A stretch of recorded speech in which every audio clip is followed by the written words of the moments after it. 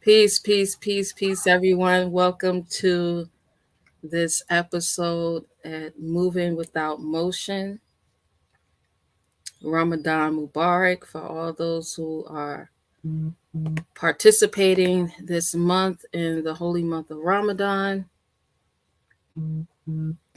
Greetings to each and every one of you who's joining us this evening.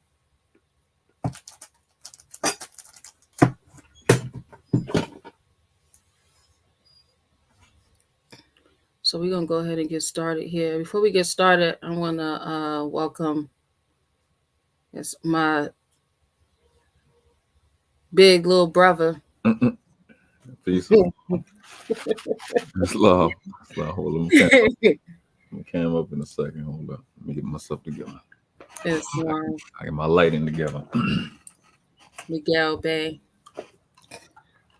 Hold up. Turn my light on with the phone because you know we spiffy around here. Uh-oh. I'm trying to get like you. What you mean? Look, you got this whole YouTube thing down. I ain't got it. I got help. You said I got help. You helping me. Now, hold up. I'm almost hold up. There we go. Peace, Rosemore. Peace to everyone in the chat that's coming through. All right. Cajeras. I ain't gonna put my glasses on this time. All right. Oh shoot. Got the wrong thing up. I got that thing up too, huh? I won't put my hoodie on like you. I'm take this daggone thing off. Here we go. I was playing around with this earlier. I messed it up. There we go. We good. You know, we gotta stay in habit. I'm in the hood. I see. So what's been going on? Tell us what's going on with your channel. Actually, we're building pretty good community of some awesome YouTubers that's been helping out, kind of like-mindedness, and I got involved in the beef, which you know, is pretty much up my alley. But it was about respect, and you know, like I call it, I refer to us as the village.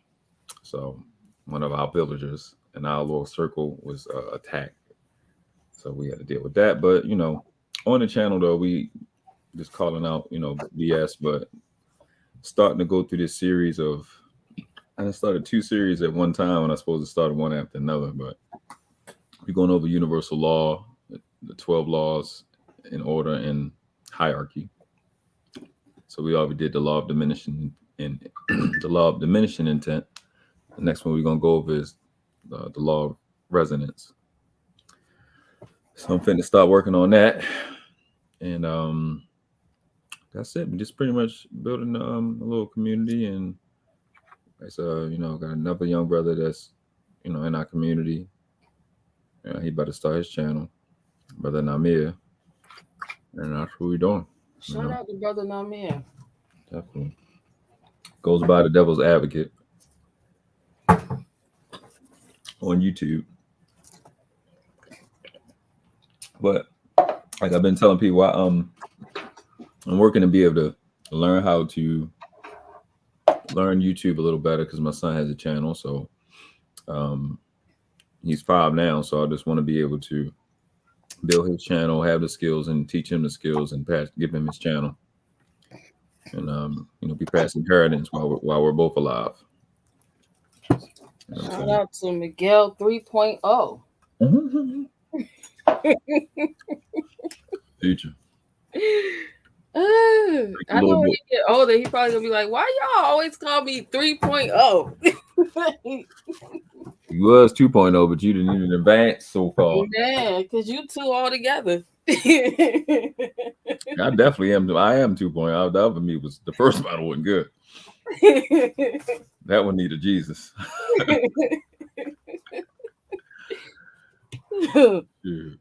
Yeah. You 2.0 all together by yourself. proud of it. Pat Yeah. my leave. Yeah, it's awesome, bro. I'm grateful. Grateful. Good. So your channel is going to be teaching more on principles and Universal law, calling out and just like basically the theme is stuff that we have to pay for in private. I want to bring it to the public because I realized that like what I learned from my mentor and like the private information that I purchased um, is what the basic person needs. It's like the stuff. The only thing that makes me distinct from anybody else is that private education. So what I can do, I can't make you learn it, and I can't really pay for it, but I can just introduce people to it and expound on it a little bit. So that's what I'm gonna do. Even with universal law, when I go all through 12, it's just an introduction. You can give a different, a distinct. I don't like the word different. A distinct concept to universal law and how it applies. And then at the same time, like we spoke about, we can clear up some misunderstandings that happen, like this FBA versus immigrant argument. oh my goodness. It's new to me. I just learned about it about last month, I think, and so yeah, dealing with those things and just paying attention to the foolishness that happens every day, and just using the channel for a responsibility standpoint, just stuff that I know is wrong from a scholarship standpoint, from an informational standpoint, accuracy standpoint, and just correcting it. Because like if you see something, say something. Also calling out the child abuse, the Right. child murdering. That's like first and foremost right now, and everybody that's participating in it. And Yeah. What's the statistics on just the child abortion alone? so, oh, we want to watch that word though. So YouTube don't like that word, so Okay. All right. Well. child. I'm gonna call it termination. Right. So over the last 60 years, Parent Parenthood has claimed to have performed 62 million. Mm-mm-mm. And with that, you have so-called black females who make up 38% Wow. of that 62 million, which is the highest in the country. That equates to 23,560,000. CDC, I think last year before last, reported that 649 terminations happen a day. That's 27 an hour. We're deleting 27 children an hour. But you got this group called divested black women who claim that they are a so-called black woman is killed once every 5.5 hours. So you have the concept. They claiming that it's just so-called black men specifically killing them. Meanwhile, it's a farce. 57% of that is medical. Yeah, I was about to say, where they getting the numbers from? They make it up. Meanwhile, I just gave you where I got my numbers from. CDC, Planned Parenthood, that's where those numbers come from. Mm-hmm. There's make believe, but they have the concept that dying that much that throughout that time frame is bad. Yet they don't look at it from a child standpoint. Then that's just abortion. I mean, that's just termination. Right. Gotcha. That's not even the children that are killed when they get here, and then that's not the child abuse, and then that's not child alienation, and that's not child neglect, which our children rank number 2 from birth to 18 in terms of abuse or neglect. It's 83%. The only ones that's higher than us is so-called Native Americans at 92%. That's how many people. Native Americans is at what now? 92. Where they get that number from? I gotta find it again. It sounds like they adding some numbers. It's actually pretty bad. That numbers is actually, I keep finding that consistently that they are like they have the worst abuse. rates, like I guess per capita, their rates is because there's way more than us than there's them, but their rates is bad. It, uh, child abduction is way higher with them than us by percentage, because they basically don't have no protection. That's what they say. That's crazy because they're in trust by the It's, United States. I have no idea. I don't. I have Mm, no idea. No idea. yeah, that's crazy. Wow, I And, just learned. I never even knew that. yeah, it's bad. It is bad. Every stat that I look up, every stat that I look up, it's they are there. Number one.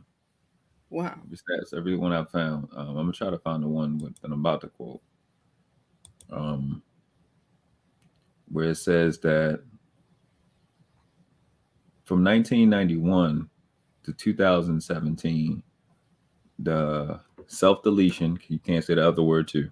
The self deletion for our children um, increased by 73%. Wow. By 70, and while so-called white children decreased over that time frame. And And it's our so-called mothers have had custody at a rate of 80 to 92% over the last 60 years. So there's no mystery who's responsible. So just like the DJ Envy thing that's going on, people talking about the emasculation starting at the home, and that's where the conversation got to be. And I don't know what FBA is to claim it. One thing I heard is that it's supposed to be if you can track yourself to 1870, then you're supposed to be FBA Foundation of Black American. I won't get into that, but I I'm know trying our to figure out. community Well, so where's the 1870 coming from? it's supposed to be the eight. As I think it's supposed to be the first year the census came out. Okay, yeah. The 1870 census. Yeah, so that's supposed to be like the first year the census came out. So I guess that's what they. I guess that's the angle. But again, it's no different from I'm gonna be a black person because you're a white person. I'm not Right. gonna be a foundational black American just because I want to exclude immigrants. Like my identity is not based off who you are. It's based off who I am. Who my Right. forefathers and foremothers were without doubt and contradiction. Right. You know what I mean? My whole thing with that is right. So there's a lot of us who are from here, or a lot of our ancestors who are originally from here, Yeah. and a lot of us were shipped down south to work in the Caribbeans. Yes. A lot of them. So if a lot of us were shipped down south to work in the Caribbeans, then how can you say that their progeny today they don't deserve some type of compensation? Because I'm not the reparation type. I'm all compensation. I'm doing it from the standpoint of law, Yeah. because these people will never get anything called a You're not coming to Birmingham. they'll never get anything called a reparation. It's not gonna happen at all. It's not it's compensation, and that's what we're going to get into tonight. The compensation piece and what it is that we have failed to do, right? Because Prophet Noble Drew Ali, literally, he gave it to us. It's not even funny. Mhm. But It's not even funny how we literally have dropped the ball. Yeah. And there was safety measures that was put in place, but still to this day we have not participated in our own freedom. Like, Yep. we would rather just get the benefits. We would rather just have someone look on us as if we're pity. Mhm. So yeah, that whole FBA thing, I think to me it's just like another fad. A foundational black, what is it, foundational black American? Yeah. Like, what is a black American? Black American. And how are you They're the man. you're like, so you're the first black American, you foundational, First dead man. wow. Um, Yeah, that's something to me. Like, I didn't even know anything about it. I didn't hear about it until you had sent me that video. Send me that video. he be on it. And your man's hidden colors was going in on the. That's why you got to stay off to yourself, bro, and keep doing what you're doing. Share your thoughts on the YouTube. Yeah. And keep going. Yeah, Brother Rosemore, that's right. He said redress or of grievance, right? Because the government can only give you redress. Yes, that's all the government. It literally is listed in their laws for them to give us redress. Yes, and the same way that they gave, they're not going to change their law. Which, by the way, is the real name of what they keep calling sovereign citizen. It's actually the redress movement. Right. The name of I'm glad you pointed that out too. Right. Yep. Yeah, the whole sovereign citizen thing is it was something created really to trap us, counteract the progression, to try to get people to think like, oh no, I don't want to go that way. Yeah. Those people look crazy. Those people sound crazy. Now I ain't going cap. Some of these people out here, I just be like, yo, why are you doing that? Why are you doing 3 cents off that? Just because I can. You want 3 cents off at the Dollar Tree? At the Dollar Dollar Tree. Just because I can. And you're gonna go live and do a whole live? You look crazy. I'll be wishing somebody do that around me. I'm like, here's the 3 cent. Here you go. That 3 cent is not with them, though? Going to kill you. The mentality of most people that way, brothers and sisters that we have met, stay with someone else, correct? Yeah. Go to the public library, correct? Sit there all day. To be on Facebook, Instagram, etc. I mean, no real life. Library is their life. So check that out. Most people who are that petty, those 3 cents guys, they stand in abandoned homes. The 3 cents guys? Yeah. I ain't trying to be disrespectful or anything, but I mean, we gotta do better, yo. I like it. I'm sorry. Look, somebody will be called 3 cents guy this week. Watch. That is petty. Petty. They don't have Wi-Fi. They got to go to McDonald's or somewhere where it's free Wi-Fi. They don't have a phone. They want to talk to you off. Peace, brother A. Griffin Ill. I mean, this is the mentality that I want to stay away from. You can't go up dealing with those type of people. I love them. I'm not better, but I'm trying to go up. They stuck. I don't know what they stuck in, because that's not even reality. If you got to fight and argue about 3 cents, you got to think about your priority. Because gas alone. And they're going to keep buying it. Gas alone is over $5. So if 3 cents. Baby. That's here. It's higher in certain areas. Yeah, it's higher in certain areas. So I mean, and they're gonna keep buying. That's just the average. Gas is $5 a gallon. So if your argument is 3 cents for tax, they owe it to us. I'm gonna get it. You gotta really. They owe it to us. I'm gonna get it. You gotta relook at your priorities in life. Go get the manager. Go get the general manager. For 3 cents. Calling corporate. I'm calling corporate and I'm suing. That is it. For 3 cents. I'm calling corporate and I'm suing. 3 cents. Use a more with a Bay and an L saying that? Yeah, no, a lot of it's them. a lot of them. It's a lot of them. Oh, yes, a lot of them. I'm out the loop. I don't know what's going on. Maybe so many of them. I just be like, wow. And then they'll call me like, yeah, I want to know what the temple can do. Nothing. The temple can't do anything about that. That is a private commercial matter. I'm going to get this house and take this property, but I'm a UCC it and blah, blah, blah. And they never talk about giving up no fiat, no gold, no nothing, no crypto. They go UCC everything. Hey, y'all watch me. Y'all stupid. You dumb. You dumb. I'm going to tell you stupid. I don't care. Everybody else going to keep it. Y'all dumb. No, but Charlie call it mental. What do you call it? Yes, mental sickness. It's wrong. Definitely a mental sickness. And that's what I'm always calling out on here. I'm always calling out the mental sickness amongst the Moorish Americans. That's wrong. Because nobody is talking about it. And nobody is calling out. Everybody is just like, oh, Islam, that's brother such and such, or that's sister such and such. Let's take up a collection plate for them And no, we're not taking up no such and such collection sleep with plates. their daughters or such or brother such and such end up, where it's something offensive to them and their family. Now, yeah, more. Now they mad at everybody because nobody wants to do anything about it. Right. They wash their hands of it. So why? Let's just ask questions. Why do we gotta do the dumb thing? And if we don't do the thing that's dumb, you get your attitude. Like, why not do the thing that's smart? I be quoting when I'm on these lives. I be quoting Charizard Ali. I be like, bro, we come from the people who invented thinking. It's wrong. That's where you come from.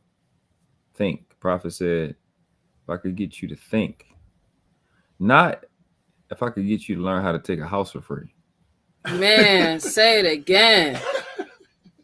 Seriously. That is the number one. It's like that's the number one goal for more. I don't even get that. Like, how did that ever even become a part of what we actually provide? If internet, no, that was before the internet. I can't even put mark on that. I mean, even back to your MySpace days. I can't give Tom that either. Even back to your MySpace days. That's when it became heavy. And I can remember Rasadi calling us fools for even studying that stuff. He called us all kind of fools. You remember Tom? Tom was our first friend on Facebook. He was the creator of MySpace. Yeah. He was standing like, remember, or something like that. He was sitting down looking like he was at his computer or something. Yeah. They got rich off of everybody and let it go. Man, they got rid of Tom. Yeah. Tom ain't even our friend no more. He's nobody's friend. He's rich and gone. While these same people now are arguing on Facebook. Now their children are arguing on Facebook. Listen, I'm gonna be like Tom. I'm telling you that.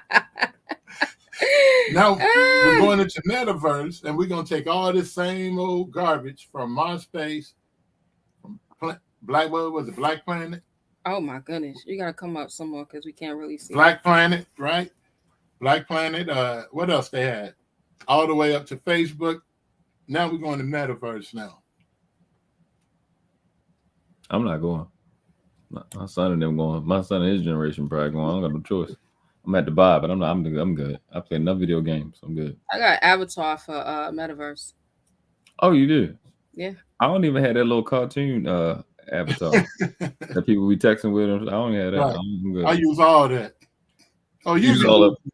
Bro, you'll be using it. That's what I'm gonna be. That's one of the things we're gonna be talking about tonight is creating entities to be able to interface in this robotic age. Check it out. I want to say this and I'm going to be quiet. Gerald Armour Bay.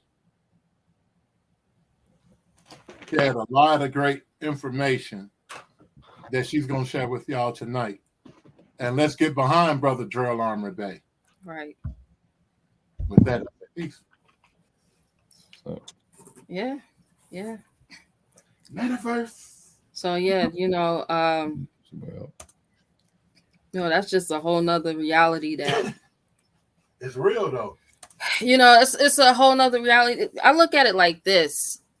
So when you have people, remember what was that me and you was watching, Miguel, when they was playing the game? What was the game?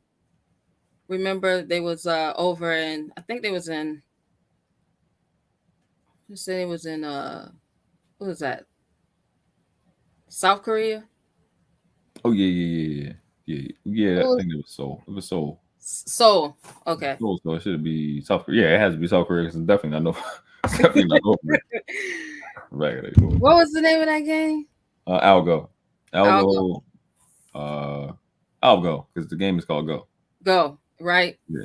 And so here you have a traditional game that's played for centuries, since time immemorial. Older than chess. Mm-hmm. And here come the pale skin nations of Europe. They could never beat. They could never beat them in this game. So they create a computer software application to be one of the world renowned, known Co-players. man. He was sick with it.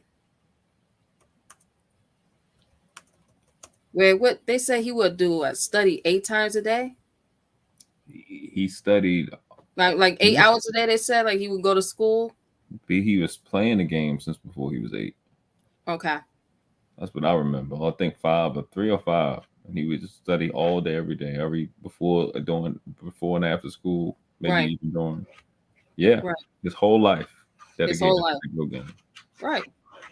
World champion. I mean, how many times? He was something 13, Dan. I think that's what the ranking was. Yeah, something like that. He was one of the highest one, I think number 1 in the world. And here they come. I want to beat you, but I know I can't beat you in real life. Mm-hmm.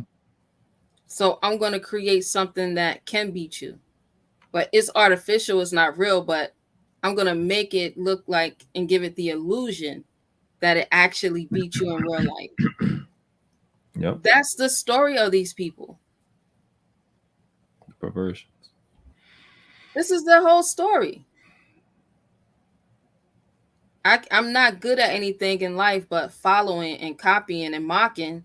So I'm going to watch you, see what you do, and I'm going to go out here and act like I created it. Facts.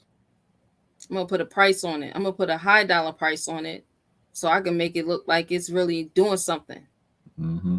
And that's all this whole virtual reality is to me, is a way for them to actually look like they have won something in life. Yep. Yep. Because when you look at it, they didn't create anything. Everything they got was from either written on some walls, some tablets they done dug up, and broke, and made dusty when it was clean. Something ancient that we stopped doing eons ago. And then to act like, oh yeah, we just discovered this. The whole doctrine of discovery. Like if they did discover one more thing, it's like that's like the little people, like the toddlers in your house running around. Oh, I found some crackers. You didn't find the crackers. I know the crackers was already there. You ain't find nothing yourself. Everything was already here. You ain't find nothing. You found it. You ain't find nothing. Put my stuff back and sit down. Talk about I found this in your room. You should have been in my room. Facts. His Majesty the Magnificent ill right. That's what the pale skin nations of Europe do best. They take whatever we have. Like, you'll notice, like, stuff that we used to do, we don't even do anymore. Because, we get bored easily, real quick. Something that we was doing, back in the 70s, we're like, oh, that's old school. Like, we've got names for it. Oh, that's old school. Yeah, I mean, there's some things that was done in the 70s that we wish was old school. Like using drugs. We kept, kept doing that. Yeah. Kept using drugs for that. Oh, wow. Yeah. Yeah. But look, you got to look at it, right? We was doing it before then. Before then. That's what a lot of the, like we were talking about how a lot of us was shipped down south to the Caribbeans. The reason why was because of the alcohol, the liquor. Now, even the whole quote unquote Boston Tea Party, right? They didn't want to pay tribute. They didn't want to pay that tax to George. So it was like, oh, some men dressed up like Indians, as if that was going to change anything. You have some 300 and something barrels of tea. And back then it wasn't liquid tea because you couldn't make it up, have it prepared like that because you would have to, there's no way to, keep it preserved. It's not like, you go buy some tea and throw it in the refrigerator today. It was not like that back then. So the tea was just, the leaves. It was barrels of unbagged tea leaves. It probably smelled leaves, sugar cane, onions. These are the things that they was using to make the alcohol. Yeast, and they're just throwing this overboard. And they thought, to be real slick, like, oh, it was some Indians dressed up that came and did it. They thought that was going to make it like, oh yeah, King George is going to, because they wanted him to pay it. When they were saying Indians, they was talking about the Indians who worked for the East India Company. Mm-hmm. No, they wasn't talking about some really us. They was talking about the ones that came over on the East India Company to work. Mm-hmm. So now King George's like, I don't care about none of that. Run me my bread. Yeah. I don't want to hear none of that. Run me my bread, or you're gonna have to feel it from my Navy. Because every time y'all try to come out here, you're gonna get it. And then he put boots on the ground. You're gonna have to feel my army. Yeah, because people don't realize that these people we call Europeans were never free. Exactly. They belonged to somebody. They was always under somebody else's, whatever you want to call it, control or ownership. And they came out here and they lost their mind. Yeah. And it's kind of been like that. Their ritual has kind of been going on over and over and over again. Right. People wandering off to another land and losing their mind, forgetting where they come from. And it's just that cycle got to stop at some point. I was on. Go ahead. I was on this live, and it's this guy named Nathan. He was a police officer in Atlanta. He had a bad accident, tried to jump in the car or something like that, got dragged. So he's been on the job. Yeah, I think he got paid, but he. So hold on. You just like hold on. So he's on the job, and he jumped in a car with somebody being kidnapped or something. Somebody trying to leave, probably on a traffic stop. I don't know the whole story, but it's something like that. What? Well, he got hurt real bad or whatever. What? It was a traffic stop? I have no idea, but they said he used to be a police officer. I was trying to understand why he wasn't still being a police officer, and they said because he got hurt, and he was kind of trying to tell me a story. It's a live where he tells a story. I just ain't watched it yet. Mm-hmm.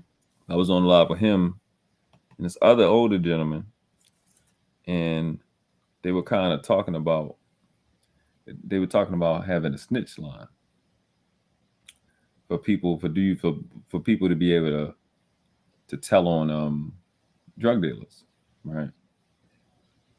And it just goes to the point. So they was like, you should have a snitch line so people can tell on these little boys so they can get arrested. And I'm like, well, snitching is when a person you doing it with betrays you. So that's not what that is. And they went on to say, that person would get hurt. And then they went on to say, the dude Nathan went on to say that, you can start your own police force. This is a police officer now. And we was kind of going back and forth. And I'm looking at him like, I said, listen, there's what y'all talking about, a snitch line, starting your own police force. You've had that for 70 years. It's called the Nation of Islam. Mm-hmm. You already have all of that. So if what you were saying was real, you'd have took your hind parts over there. You know how I talk. It was way more than that. You'd have took yourself over there. Silence. You know what I'm saying? Complete silence. Like, I say that to say one of the laws we're gonna go over is the law of law of use.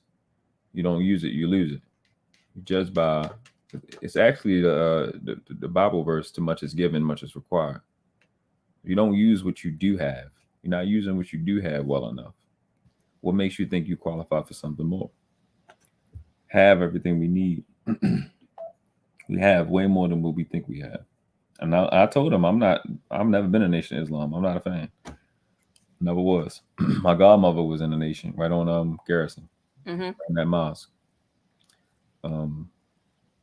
But everybody wants to be the new thing. Everybody want to Boston Tea Reinvent the Party. wheel. Yeah. Yeah, reinvent the wheel, or Boston Tea Party, some shit. And Right. you just your tea. It's Because I can yours. do it better. Yeah. Just I so I don't can. want to pay. I don't want to pay that tax, and I can do it better anyway. So that's the problem, man. The thing with the Moors, I'll just say this so I can get out your way so you can finish your show. The thing with the Moors is we talk this sovereignty shit, but what you forget is that sovereignty must be preceded by solvency, Mm-hmm. and our minds is clearly, without a shadow of a doubt, insolvent. For me to sit in a store and whine about 3 cents, how cheap are you in your time that you will whine about 3 cents? Makes no sense. Right. It's just you got to grow up. Yeah. Prophet said, Moors, you were plain rich. Let's act like it. I mean, I don't really believe that. A lot of us even believe that. Like for real.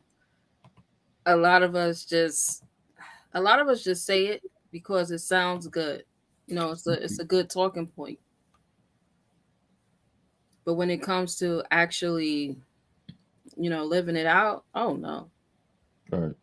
Oh no, you asking for way too much now to live this thing out in real life. I gotta be accountable and responsible. Oh no, Not both of them. I just came in here to get my nationality card. I just came in here so I can, get out of jail. Yeah. I just came in here so, I can get off of child support. I just came in here so, I can get me and my kids something to eat. Yeah. I mean, came in for a sandwich, tuna fish sandwich and corn. Mm-hmm. Refrigerator. Mm-hmm. We're just here to play. And that's pretty much it. There's nothing else that's being, added to. No, it's nothing else that's being added to it. It's just, oh, I'm just coming in here and get what I can get, and then I'm gone. It's here for the look. Mm, mm, mm, mm. Wow. Wow.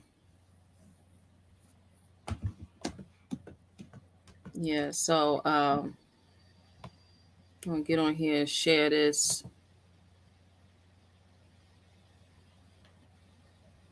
There we go. Got it. All right. Gotcha. All right, so yeah, tonight's discussion is President Lee's sacred obligation in this robotic age. Put this on Right. pick the one where we on the side. So All won't right. miss the bottom of the what's the name?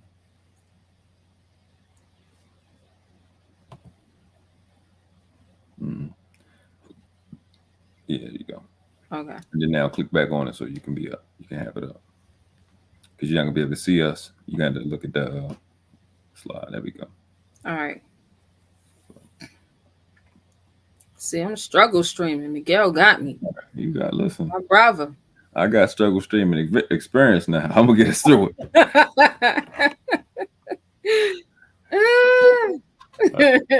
I've been talking. I'm talking about a damn screen ain't up there.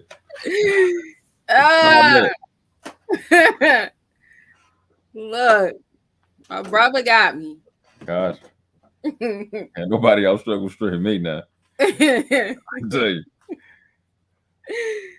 Oh wow! So yeah, y'all, thank you for joining us this evening. We're gonna go ahead and get into this discussion. Don't mind me and Miguel. This is what we do all the time. And we've been doing this for years together. Thanks. So the title is President Lee, right? Because a lot of times we constantly hear just Prophet Noah Lee, Prophet Noah Lee, Prophet Noah Lee. However, he was actually called President Lee in the editorials in the Moorish Guide, right? And you can see I'm going to be showing that this evening on from the Moorish literature, right? So what was his sacred obligation, What was his sacred obligation? What was he talking about? What was he doing? What did he do? Did he just make all this stuff up? Because when I first came into the temple, I ain't even gonna cap. I actually had learned more prior than coming into the temple from my master teacher. Shout out to my master teacher, brother Asir Duke of Tears.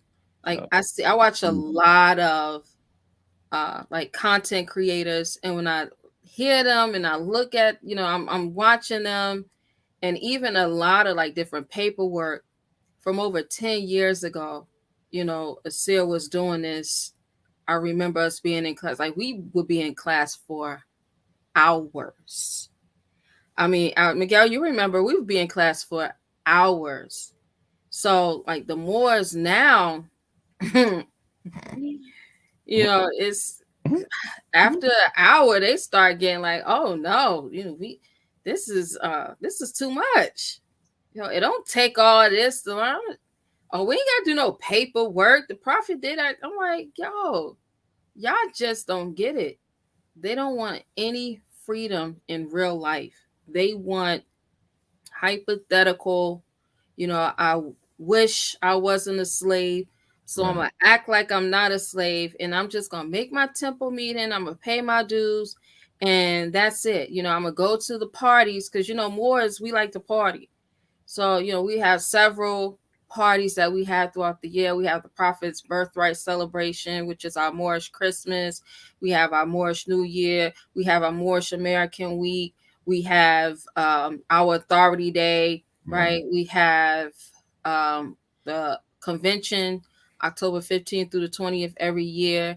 And then we have other, just other celebrations where we get to party. Right, so we're coming up on another celebration here soon at the end of Ramadan, which is going to be Eid. Right, so that's going to be another celebration. That's another party because we love to party. Also, we have a celebration here that we celebrate every year, which is the National Arbor Day. Right, because we are contributors where our home office, we plant 7 trees annually with the National Arbor Day Foundation, right? Because we could talk about, what we do for the earth and what we do for the planet, but what are we actually doing? Like, what are we giving back? Because we take from it every day. All day. Whether it be energy, whether it be the food, the nutrients that's, given to us, whether it be our time, like we take so much from the earth, we got to give back as well. Indeed. So we plant annually, and Arbor Day is coming up soon, another week or so. So, yeah, more, the prophet was, when I start researching and I start studying, because I was trained by my master teacher to be able to just see certain things, and once you're trained like that, you can't unsee it. Facts. You're on go, so you can correlate the difference between how a word is spelled or how a symbol looks, and bring it together where you notice that, okay, all of these seem to be the same. Right, all of these appear to be doing the same thing. Right. Yeah.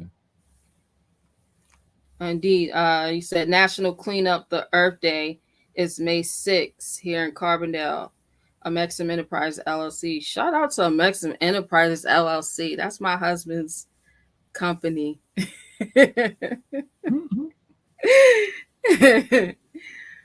Right.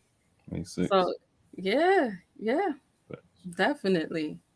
He actually cycles every day.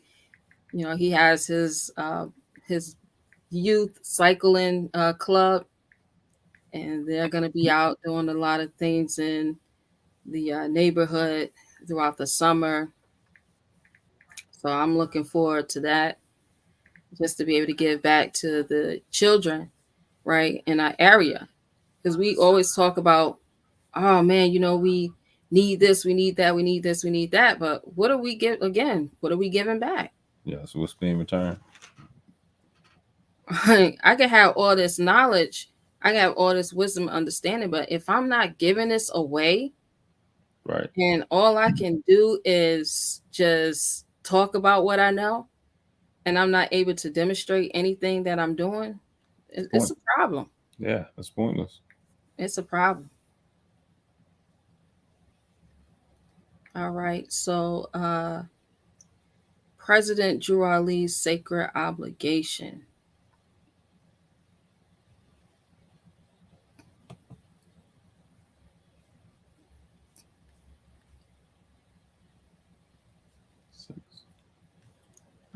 How do I change this screen? What you want to change it to? I want to go to a PDF. So you wanna switch off of that? Uh-huh. So you wanna stop? Yeah, y'all stop sharing, and then you should be able to hit share. All right.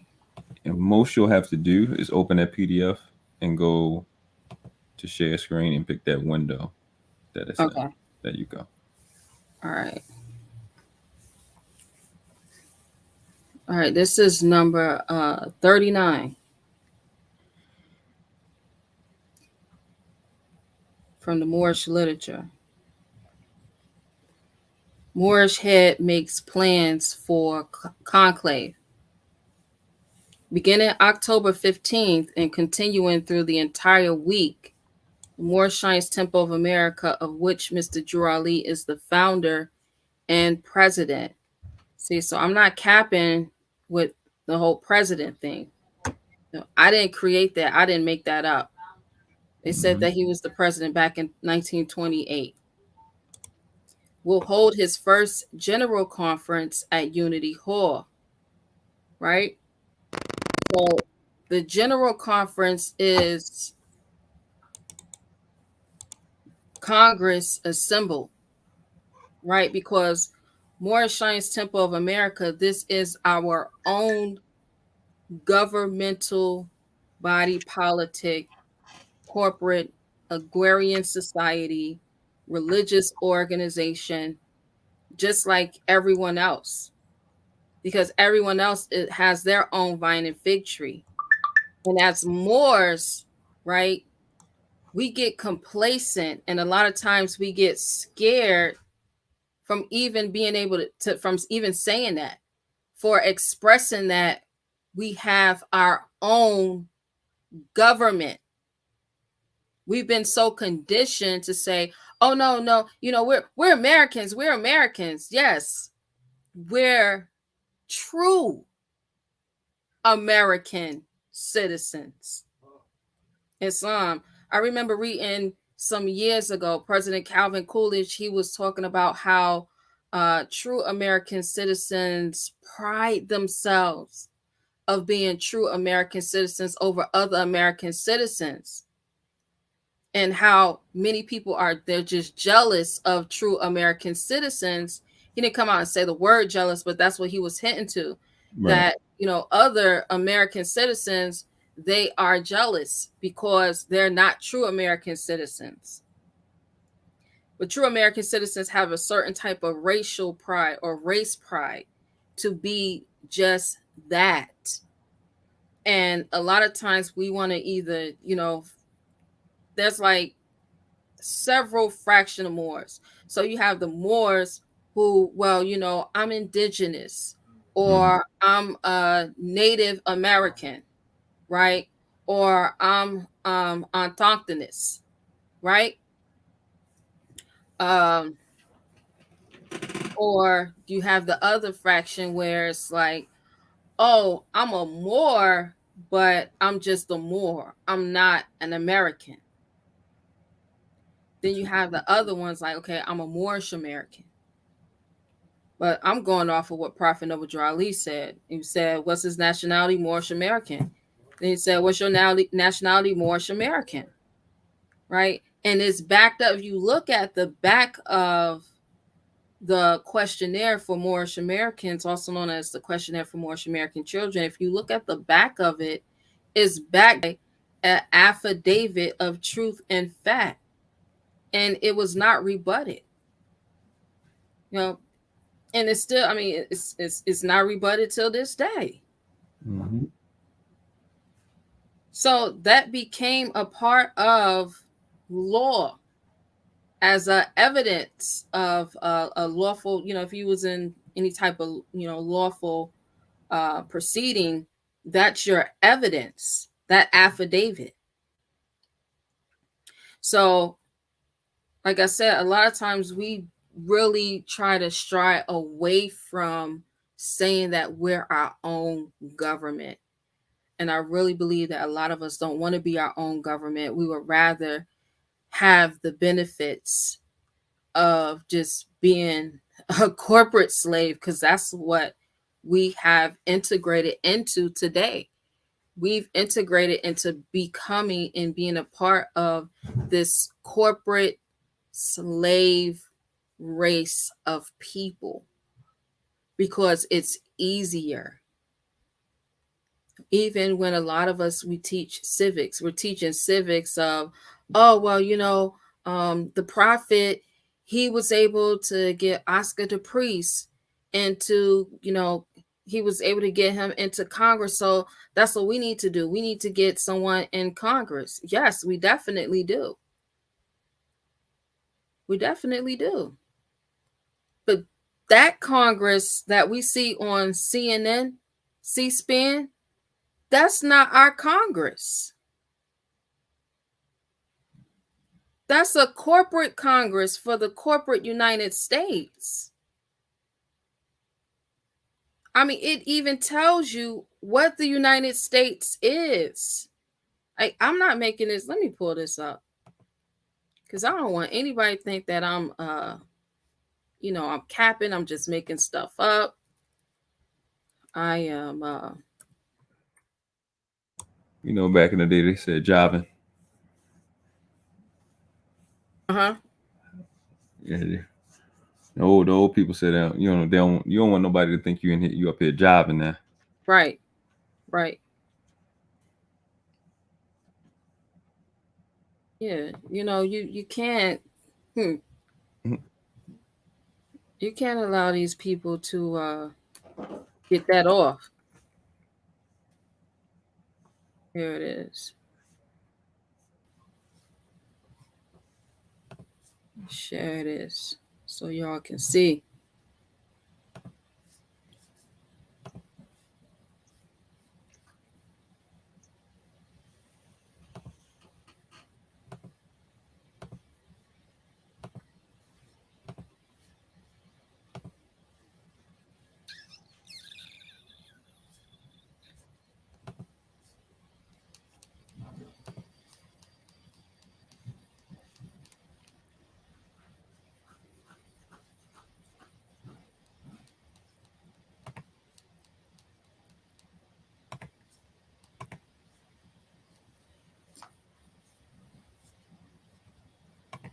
Uh-oh. They in trouble now.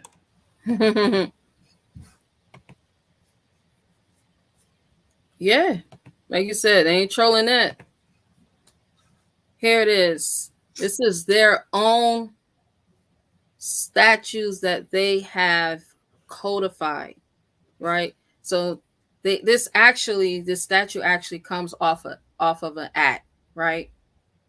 But the title of this act and its codification is Title 26 U.S. Code, subsection 7701, definitions, right? So when we look at United States, and if we right click United States, it literally says the United States. Oh, let me go back because I don't want to just click on it. Says the United States, the term United States, when used, is in a geographical sense, includes only the states in the District of Columbia, right? A geographical sense includes only the states in the District of Columbia. So now we got to find out, well, what is the District of Columbia? So what's the best place that we can find out what the District of Columbia is, other than the District of Columbia's own code itself, right? Because I like to get it out the horse's mouth. I don't want to just make up things because it sounds good or it sounds like, I'm educated. Right. So it says the code of the District of Columbia, subsection 1-101, territorial area. Ain't that the same thing as a geographical sense? Territorial area. Says the District of Columbia is that portion of the territory of the United States ceded by the state of Maryland for the permanent seat of government of the United States, including the River Potomac and its courses through the district and the islands therein. Right? Now, see here where it says River Potomac and its course through the district and the islands therein. Right? So when water goes through a river, right, that's not the only place that water is going. That water is going through the flow of the ocean. It's going through any type of natural water tributary where the water collects, right? It flows through the seas, right? So it's the same water that's eventually going to flow through your kitchen sink or your bathroom sink or your bathtub, right? Or flow through your water holes outside. This is the same water. Because the way that water is set up, like the way my checking account is set up, my bank account is set up, the way that water is set up, there's no way to say, okay, well, that's my water over there.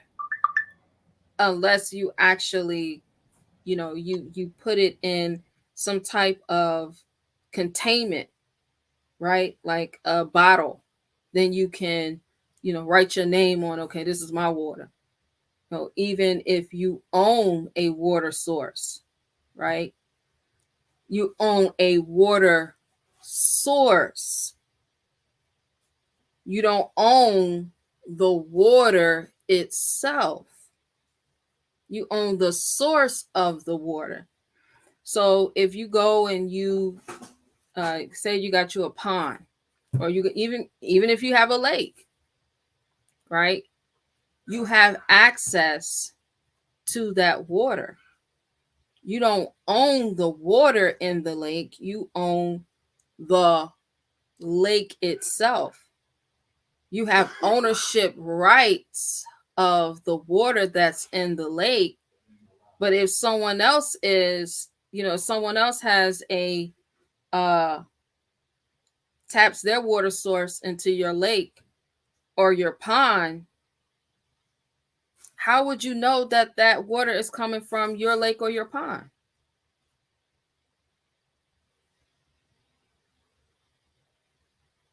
You would have to get it tested to see where that water is coming from.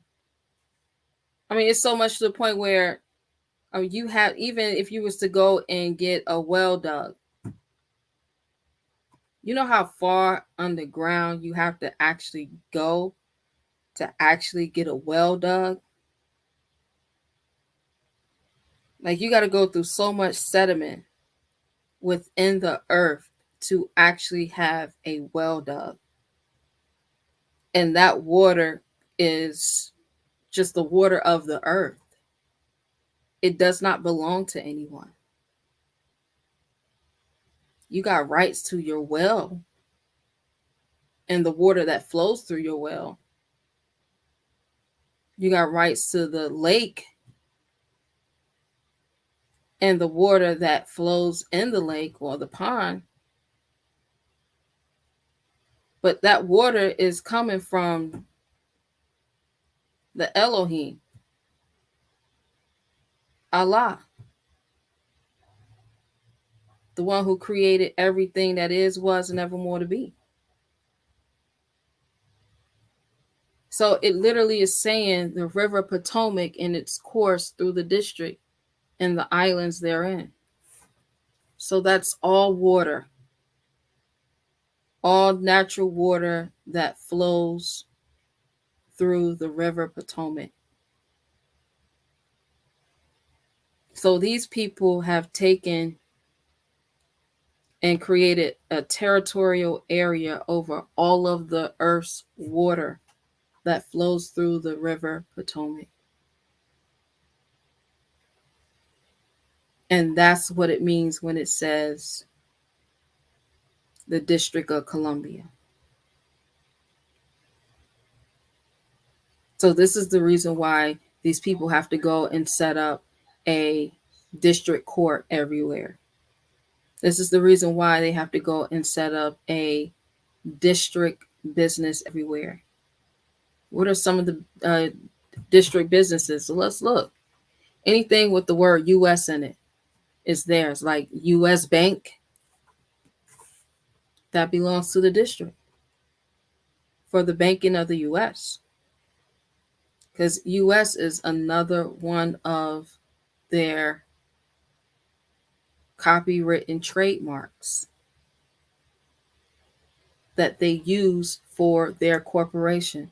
Oh, it's not a corporation? Well, let's see. Because, you know, a lot of us don't believe anything, right?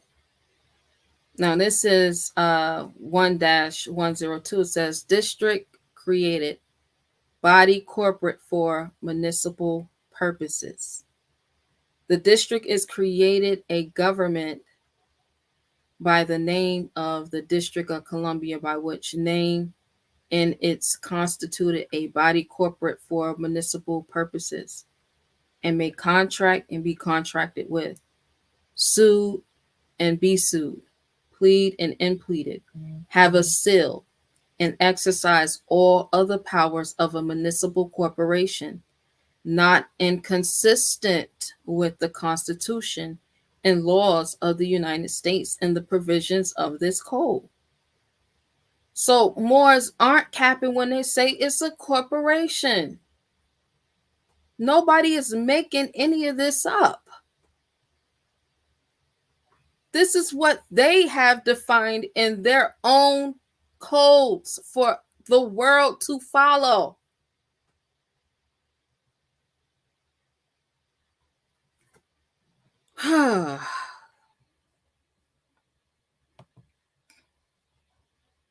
See what the chat is saying. Yeah, His Majesty, the Magnificent L. Yeah, creeks, lakes, it flows. All districts.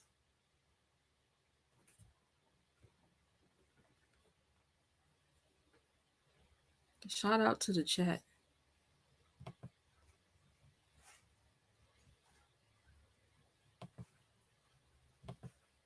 So we're not just making this up.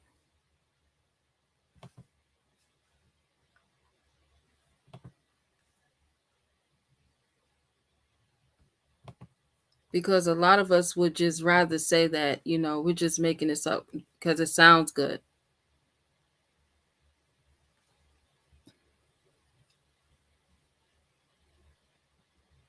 We just getting started.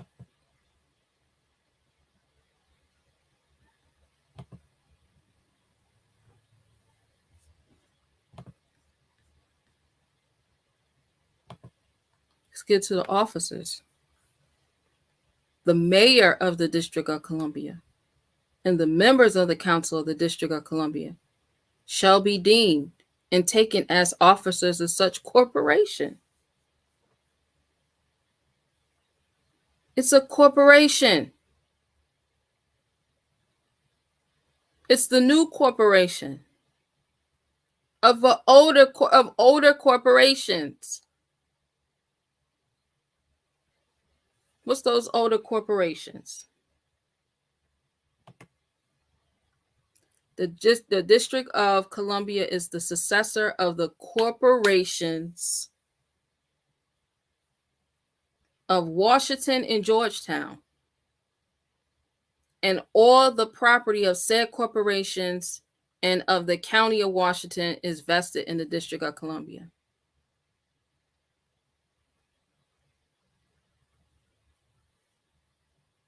So tell me, so I'm the one that's crazy? I'm the one that's bugging?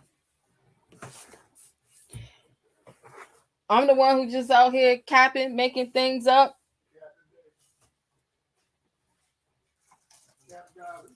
Telling the Moors, because it's said all the time about me, she don't teach more science, according to Prophet Noble Drew Ali.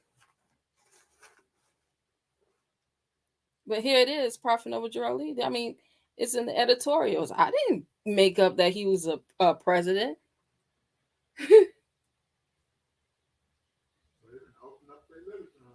Man, just open up your Moorish literature. It's right there. I didn't create that in 1928.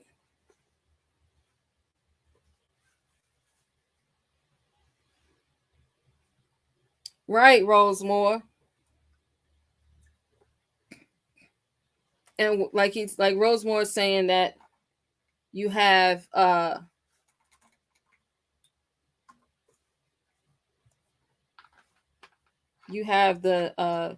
corporations of Washington and Georgetown, who became successor corporations of the British India Company, right? The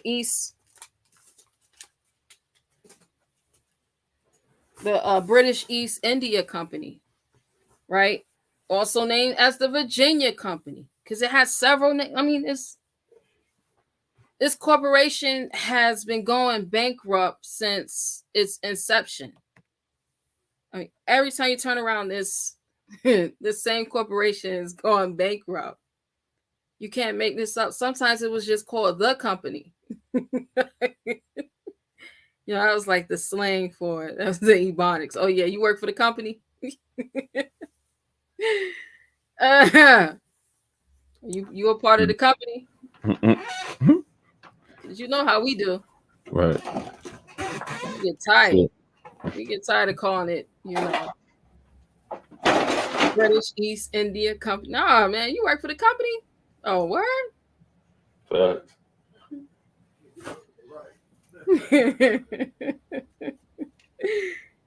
Says the corporation of this is 105.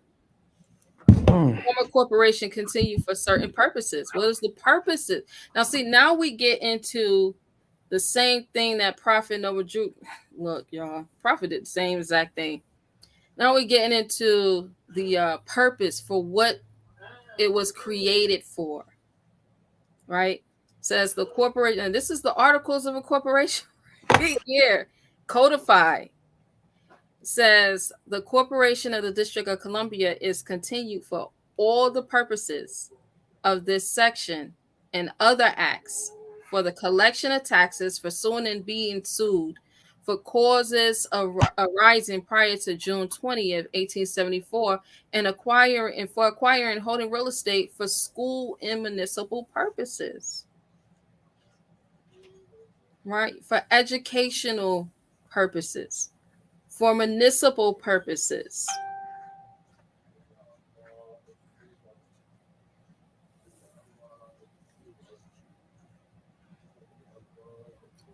Let's get to it. 106.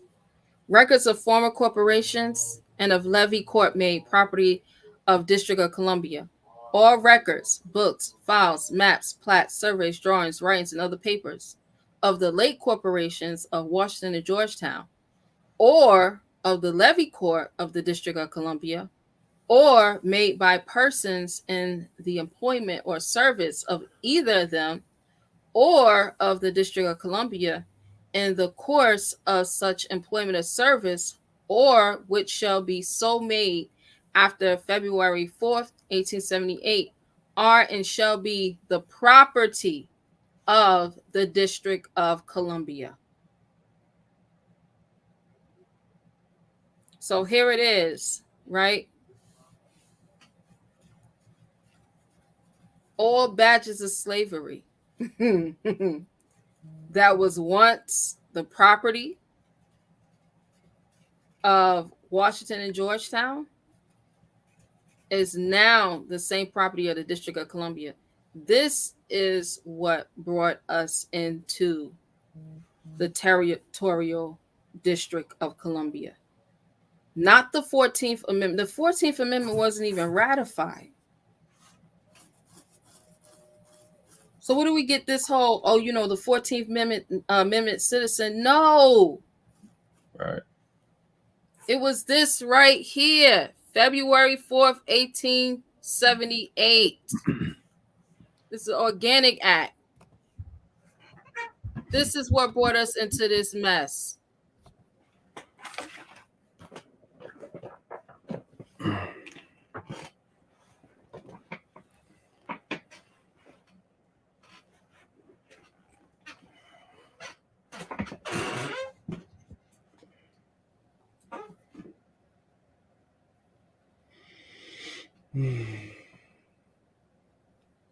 The Organic Act.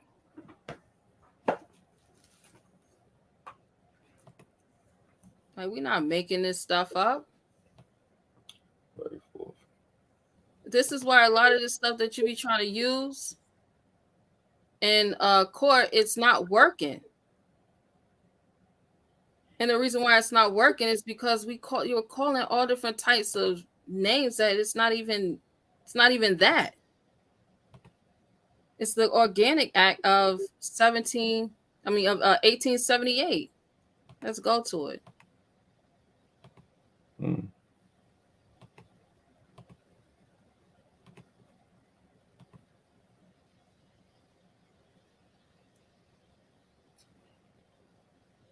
Here it is. Organic Act of 1878.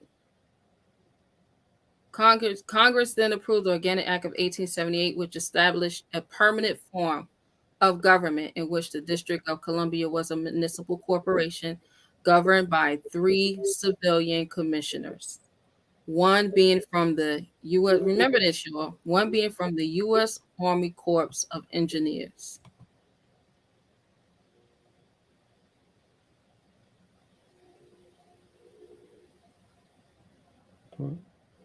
So this is how it came to be. Had nothing to do with no 14th Amendment citizen straw man. None of that. We became a party to this because we chose to group in with this. The same time they came out with this Organic Act, all we had to do was go back and say, look, we ain't a part of that.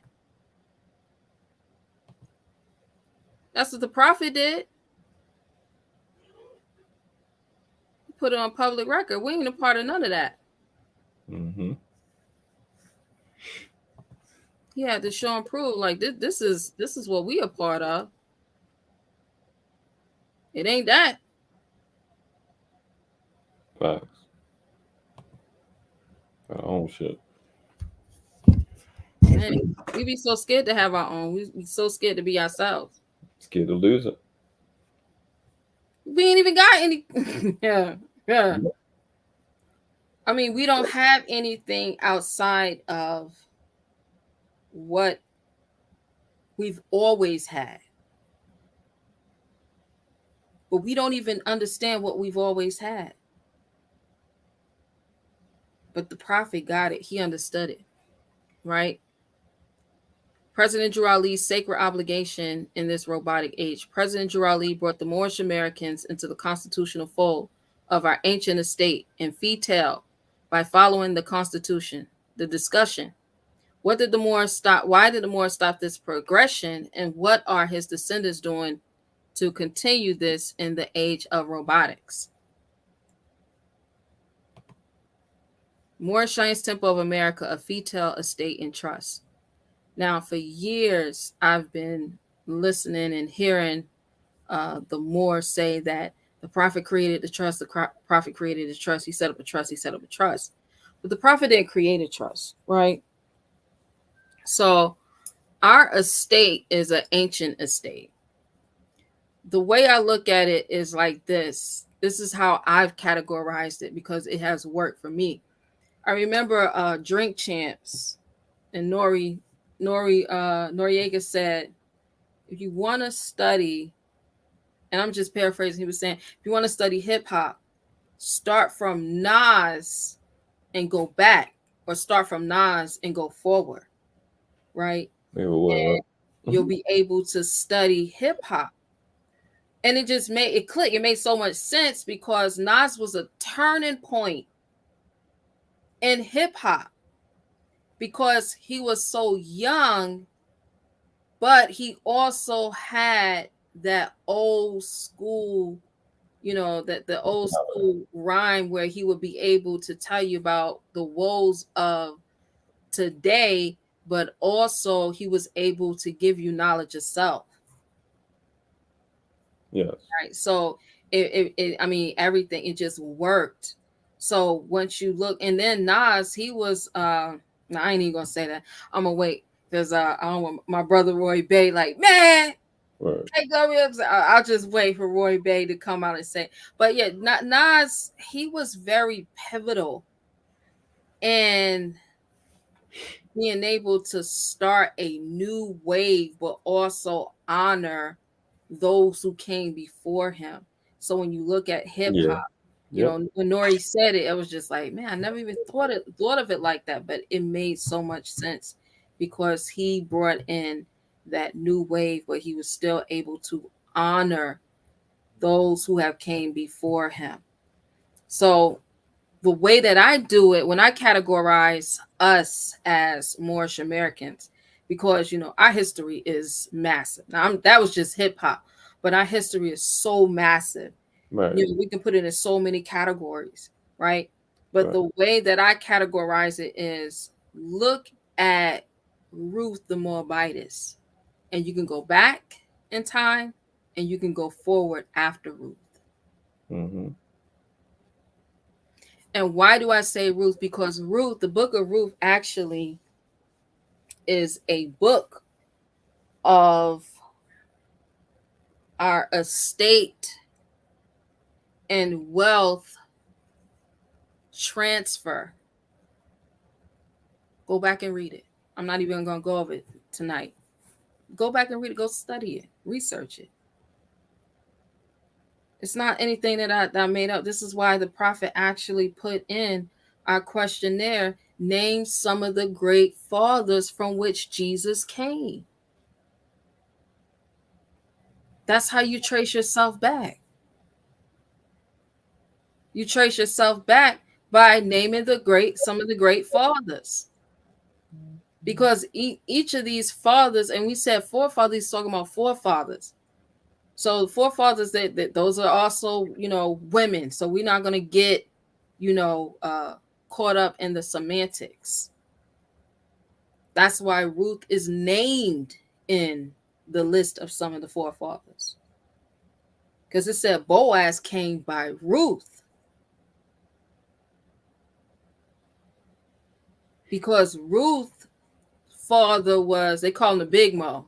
But Ruth's father actually was a Moabite king. It said he was so big that dude tried to stab him and the knife broke.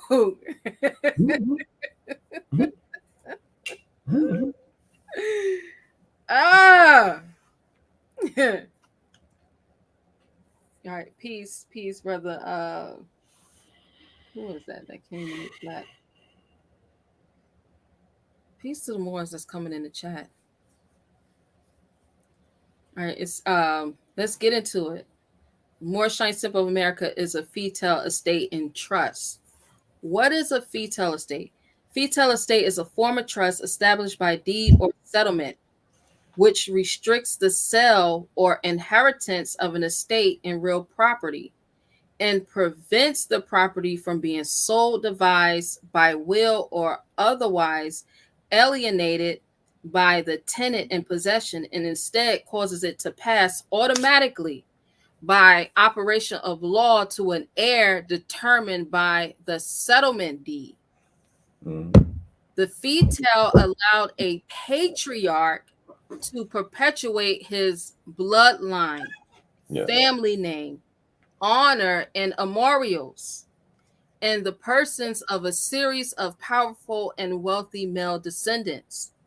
By keeping his estate intact in the hands of one heir alone, and an ideally indefinite and preordained chain of succession, his own wealth, power, and family honor would not be dissipated amongst several male lines, as became the cause for example in the Napoleonic France by operation of the Napoleonic Code, which gave each child the legal right to inherit an equal share of the patrimony. Now, see, what the Napoleonic Code did was it gave them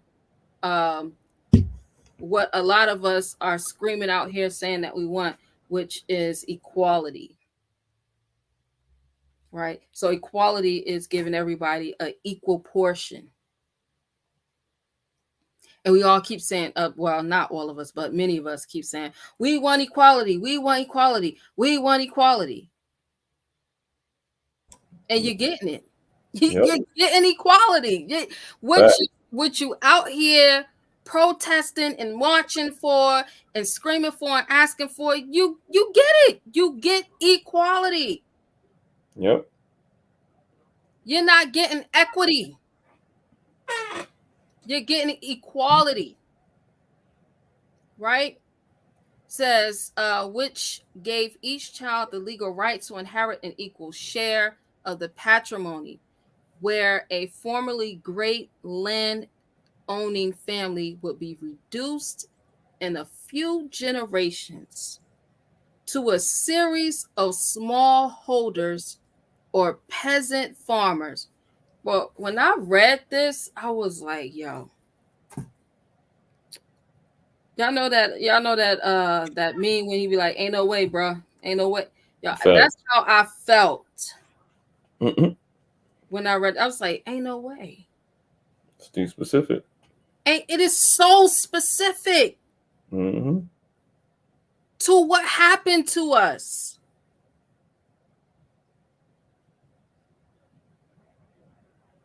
In a few generations, to a series of smallholders or peasant farmers. Man. It therefore approaches the true corporation, which is a legal body or person which does not die and continues in existence and can hold wealth indefinitely. Indeed, as a form of a trust. See, a fetal estate is not a trust, but is a form of a trust. Whilst the individual trustees may die, replacements are what? Appointed. Appointed. Ain't that what? Y'all look. See, because the prophet, the prophet was on it. He was on, like, he did not come to play. He wasn't like, he wasn't catching bodies. He was not taking no prisoners of war. He was just on it. He was like, nay, I ain't going.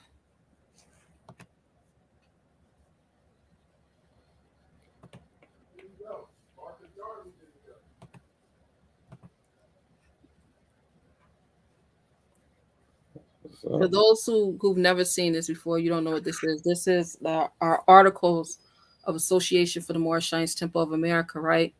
Mm-hmm. So it established everything that the Organic Act of 1878 did for District of Columbia.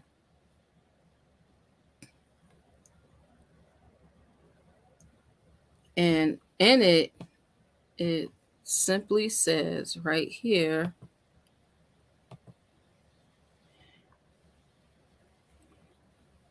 the Moorish Science Temple of America, deriving its power and authority from the great Quran of Muhammad to propagate the faith and extend the learning and truth of the great prophet of Ali in America, to anoint, appoint, and consecrate missionaries of the prophet, and to establish the faith of Muhammad in America.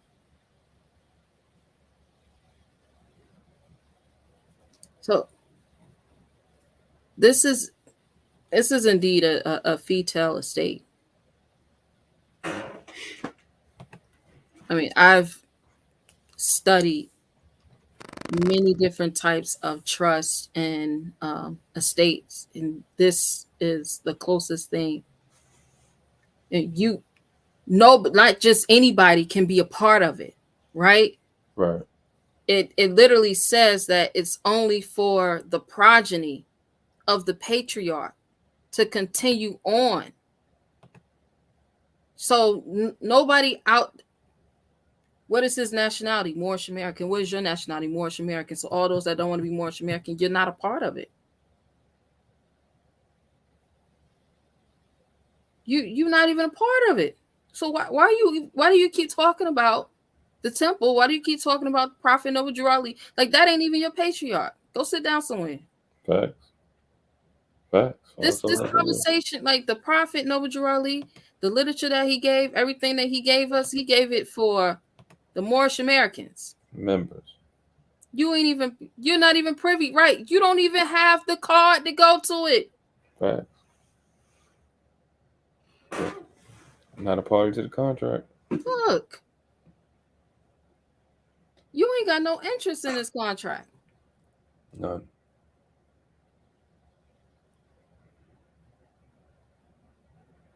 Said, indeed, as a former trust, whilst the individual trustees may die, replacements are appointed, and the trust itself continues, ideally indefinitely.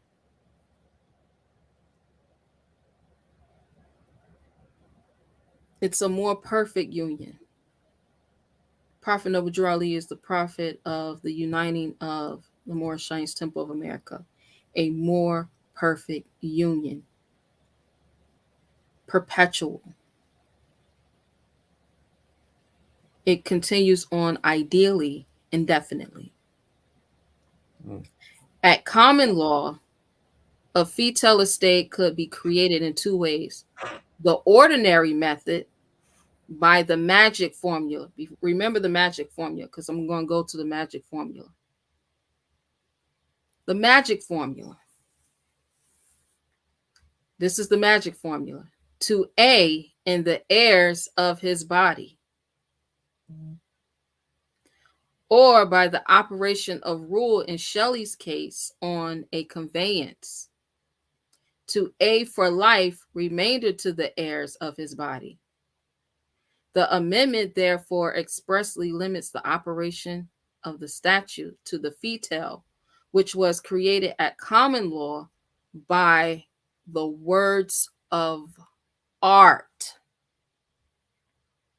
So for all those who are in for all those who are in Sunday school, for all those who have taken out their membership with our temple or our home office or any of the missionary posts, any other temples, they all receive access to our Moorish Chat app on Mighty Networks. And in there, they have courses. So they have a document, a template that I created in there. It's a copyright, trademark, service mark. And in there, literally, it says that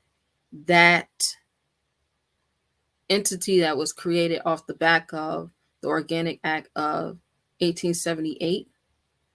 Right? We like to call it the straw man, or we like to call it the 14th Amendment citizen. That is art.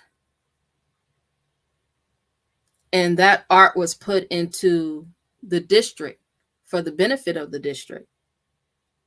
But it grouped you, the living man, the living woman, into the district. So now we have to now take that art out of the district and bring it into our estate. Because our estate is the Moorish Temple of America. Our estate is the estate that was set up since time immemorial. Again, go from Ruth on back. Ruth forward. You think Prophet Jesus just showed up to the temple and was turning tables and arguing and, fighting those who were the doctors of the law for no reason? No. Remember, when he was a child, he was on the run for his life. So if you're on the run for your life and you receive all these gifts, gold, frankincense, and myrrh, where you going? How you going to catch? You on the run. You're not running around with no gold, frankincense, and myrrh. So what do? You put it in the bank. Put it in a lockbox. Put it in the temple for safekeeping. So Jesus arguing with them like, it's not my time yet. I didn't tell y'all. I didn't give y'all authority to issue credits off of my account of my inheritance from my estate. I entrusted it to you all to keep safe.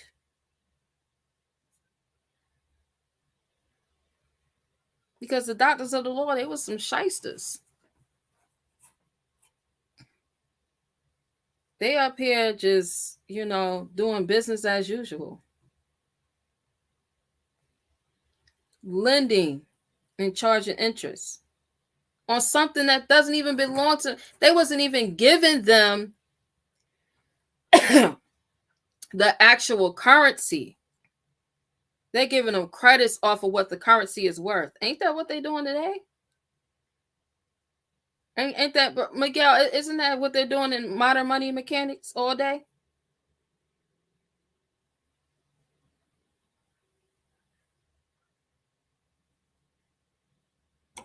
That's exactly what they're doing. My bad, I was talking with a mute.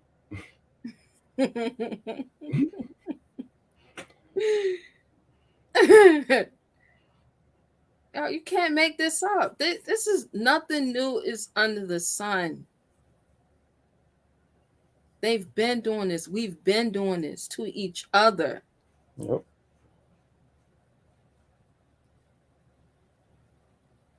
Because those are the Sadducees and the Pharisees. Those are Jesus' people.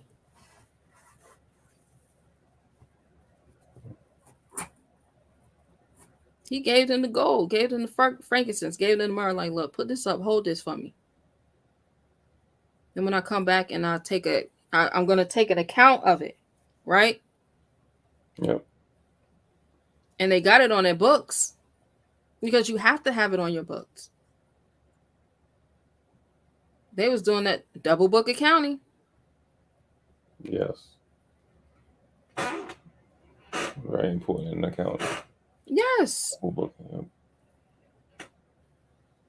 And we acting like, oh man, these lessons that the prophet gave us, they just so spiritual. And oh man, the lessons of Jesus just, it gives me such great honor to be able to hear these lessons. But are you applying them? Mm-hmm. Jesus giving you the game.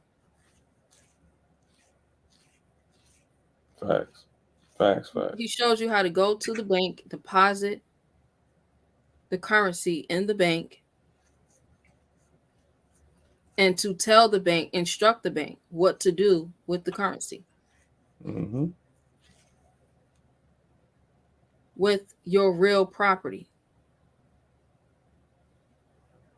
And here it is, we acting like, oh man, he was just tearing up the tables, turning up the tables and fighting in the temple because, they was just thieves and robbers.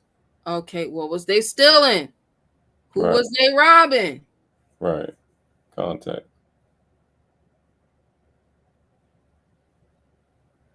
There was no other time that Jesus got upset. Just think about it. He didn't get upset when he was going on his way to Calvary. He didn't get upset when they beat him. He didn't get upset when they was talking about him. He got upset about his bread, though. Yep. Can't mess up the movement. He said, I need finance and I need it badly. Man. All the way back there. All the way back then. Because that's all Prophet Noah did. He came in the same manner. Of all the other prophets. Peace be upon them. Peace be upon them. Oh. Man, these are words of art. That all capital entity is a word of art. Yep. That is not the real you. That is a word of art, and you got to take it from out of the District of Columbia. You got to take it out of the district and bring it into the constitutional fold so that you can be able to utilize it. The state of, which is a part of the district, created it for your use. Yep.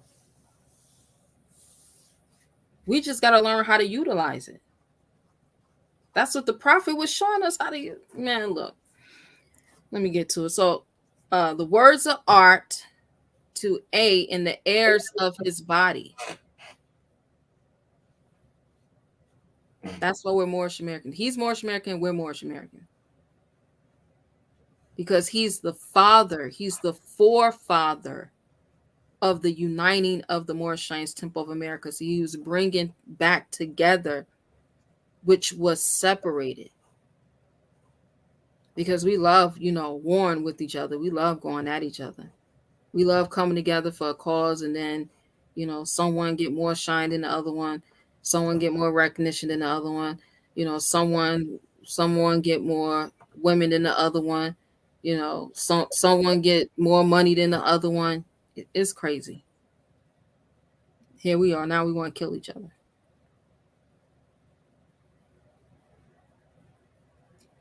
The statue given a life estate.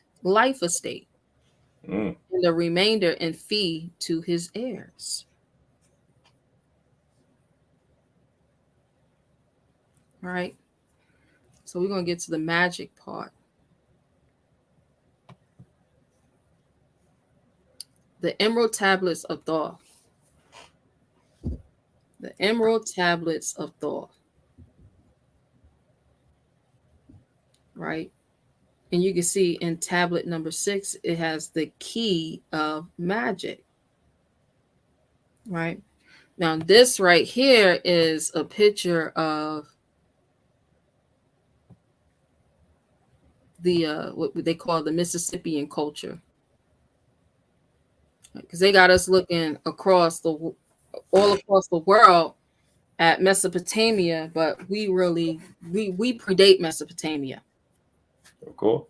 Our culture is Mississippian. Also known as Mesoamerican. All right. So, it's so ancient. It literally, one of the ports was called Port Ancient. That's how old it is. Port Ancient. And we set up mounds, earth mounds, what they call earthworks. We set up earth mounds throughout our lands. and I'm like 45 minutes from the largest one in Cahokia, Illinois. Yep. Cahokia Mound, the largest one out of all of them, north of Mexico.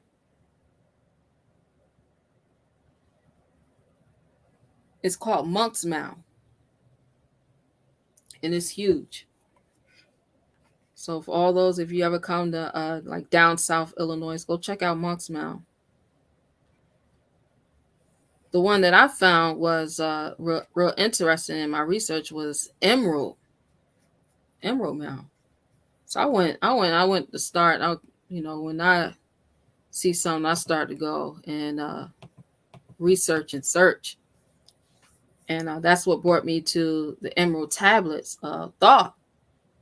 And through the Emerald Tablets of Thought, that's where I seen the Key of Magic. Right now, the Emerald Mound site, also known as the Selstertown site, is a plaque mine, cultural Mississippian period archaeological site located on the Natchez Trace Parkway near Staten, Mississippi, United States. The site dates from the period between 1200 and 1730 CE. It is the type site for the Emerald phase. The Emerald phase. So if I'm going to learn about the Emerald phase, I have to go where? To the Emerald Tablets of Thoth. And in the Emerald Tablets of Thoth, I found the Key of Magic. And this same Key of Magic is how a fetal state is created. Man, the prophet. Man, we better wake up. He gave it to us. We better wake up. It's all in the lessons. And he wasn't playing. It's all in the research. He was not playing. So that whole thing, is he a prophet? Is he not a prophet? And, he came in the same manner, just like all the other prophets. Yep. The same manner like the other prophets. I want to You had a question? No, go ahead. All right.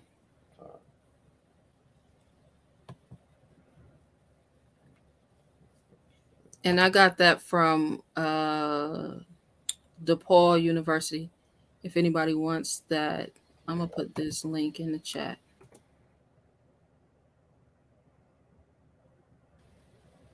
I'm going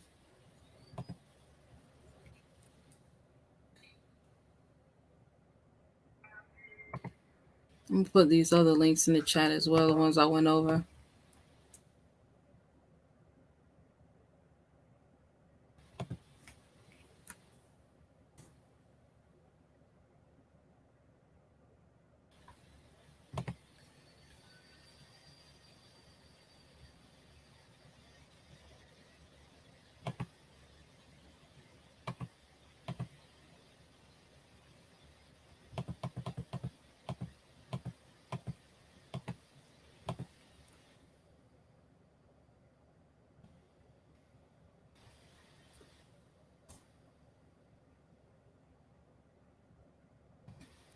All right.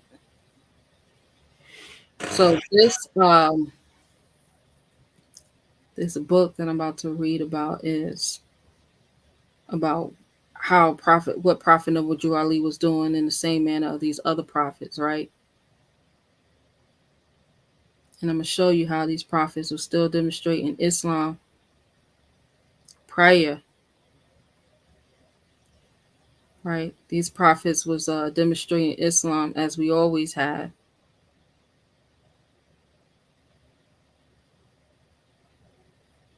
And the title of this book is Annual Report of the Bureau of Ethnology to the Secretary of the Smithsonian Institute. That's a name. Man, look.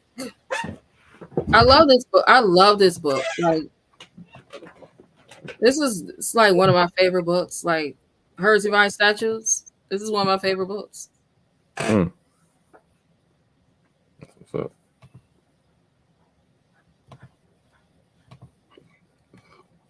Because there's so much in it.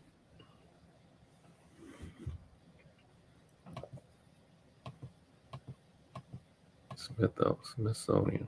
Yep. Right? It talks about Montezuma in it. Talks about the Delaware's prophet. Here we go. Peace be upon him. Peace be upon them.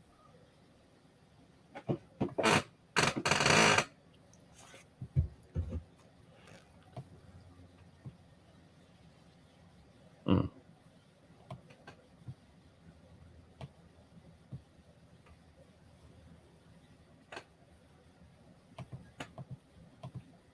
Talks about how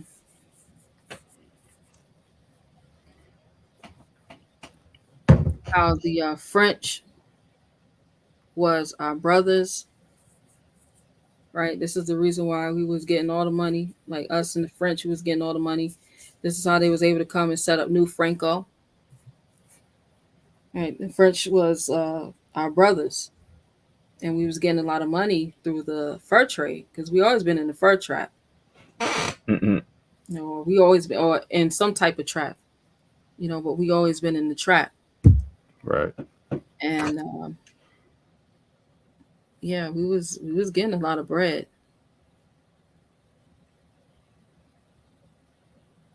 We was getting a lot of bread. So let's go into it. This is about Teskawada, the Shawnee prophet.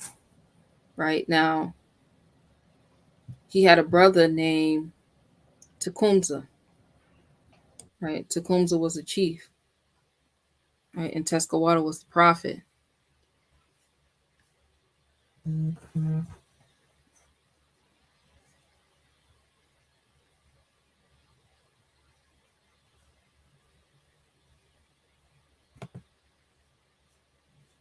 Let's start right here. It says 40 years had passed away. Well, let me see if I can make this a little bit bigger.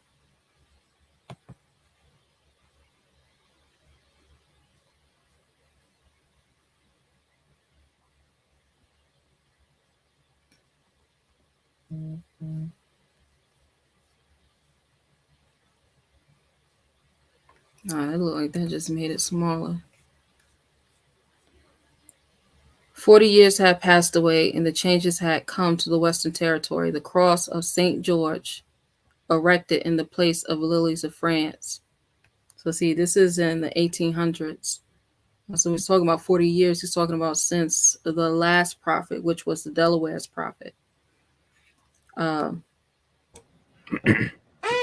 had been supplanted by the flag of the Young Republic, which in one generation had extended its sway from the lakes of the Gulf and from the Atlantic to the Rocky Mountains by treaties made in 1768 with the Iroquois and Cherokee, the two leading Indian confederacies in the East, the Ohio and the, I think that's Kanawha, had been fixed as the boundary between the two races, the Indians renouncing forever their claims to the seaboard, the Delaware and the Susquehanna, while they were confirmed in their possession of the Allegheny, the Ohio, the Great Northwest.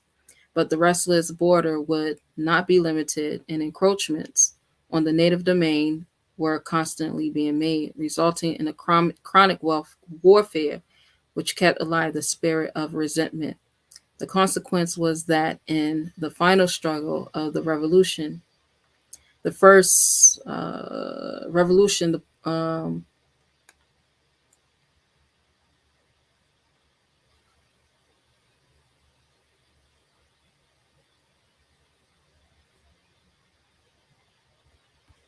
It starts down back right here. The consequence that was in the final struggle of revolution, the Indian tribes ranged themselves on the British side. When the war ended and a treaty of peace was made between the new government and the old, right? So when they're talking about the old government, they're talking about our government. And they only gave us the title Indian because, they want to cap and act like we're not the Moorish peoples. But even like 20 years before this had occurred, you had them, this was right. Well, after a little bit after this, you had them talking about us and our land being right here, right? It says the Moorish people and its Indian associates. I'm going to bring it up because they know that this is our land. And they know everything they can use. See, they can use the title Indian, right?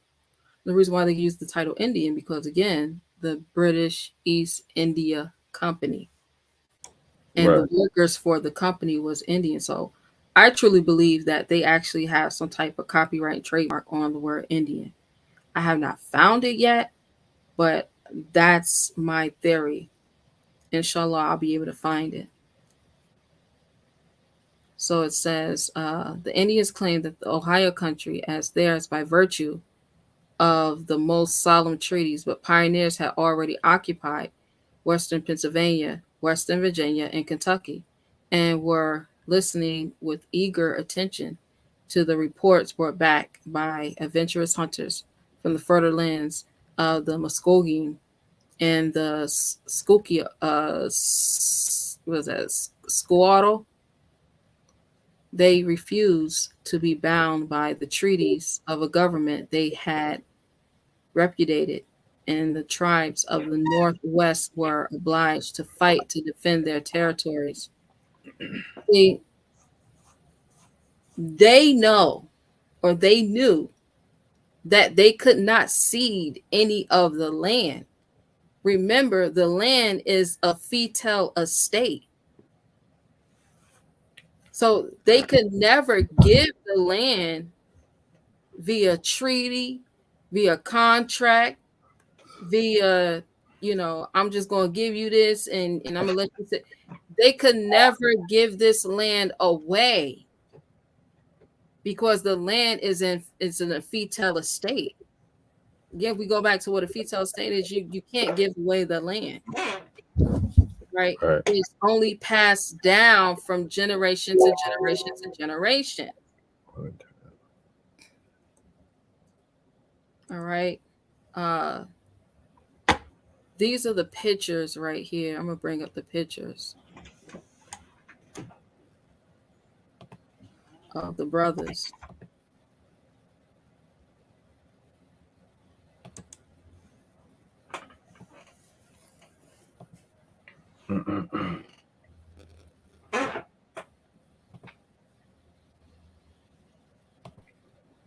Tecumseh and Tecumseh.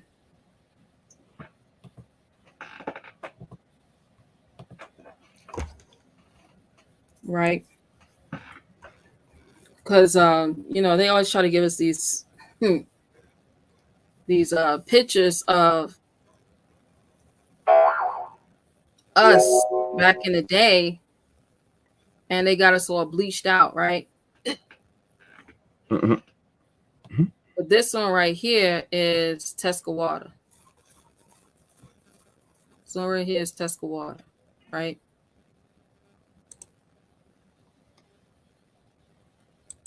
This was the prophet, Tecumseh, peace be upon him. Peace. Now, it's funny because, we in the month of Ramadan, and you still got Moors arguing about, our ancient customs of Ramadan. Do we celebrate Ramadan? Do we not celebrate Ramadan? Or participate or partake in Ramadan? Do we not? Do we make prayer? Do we not make prayer? Do we do this? Do we do that? Do we don't do this? Do we don't do that? Well, that's Arab over there and this, that. And this is us over here. Peep this. Look what's in his hand. Look what's in his hand. What is that? Look what's in the prophet's hand.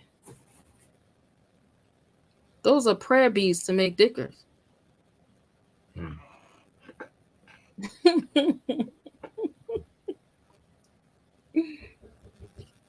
I didn't put this in his hand. Right. You didn't put this in his hand.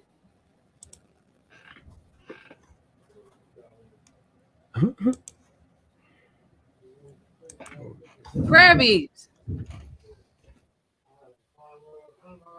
Prayer beads. Come on now. We didn't this is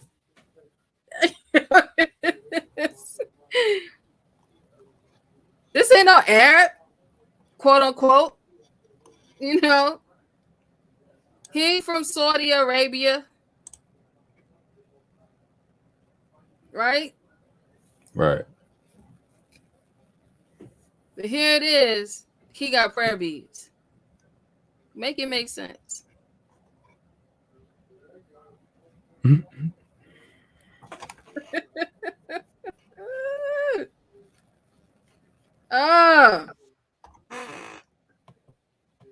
For all those that don't want to actually, they don't want to adhere to Islam because, a lot of what we do is prohibited.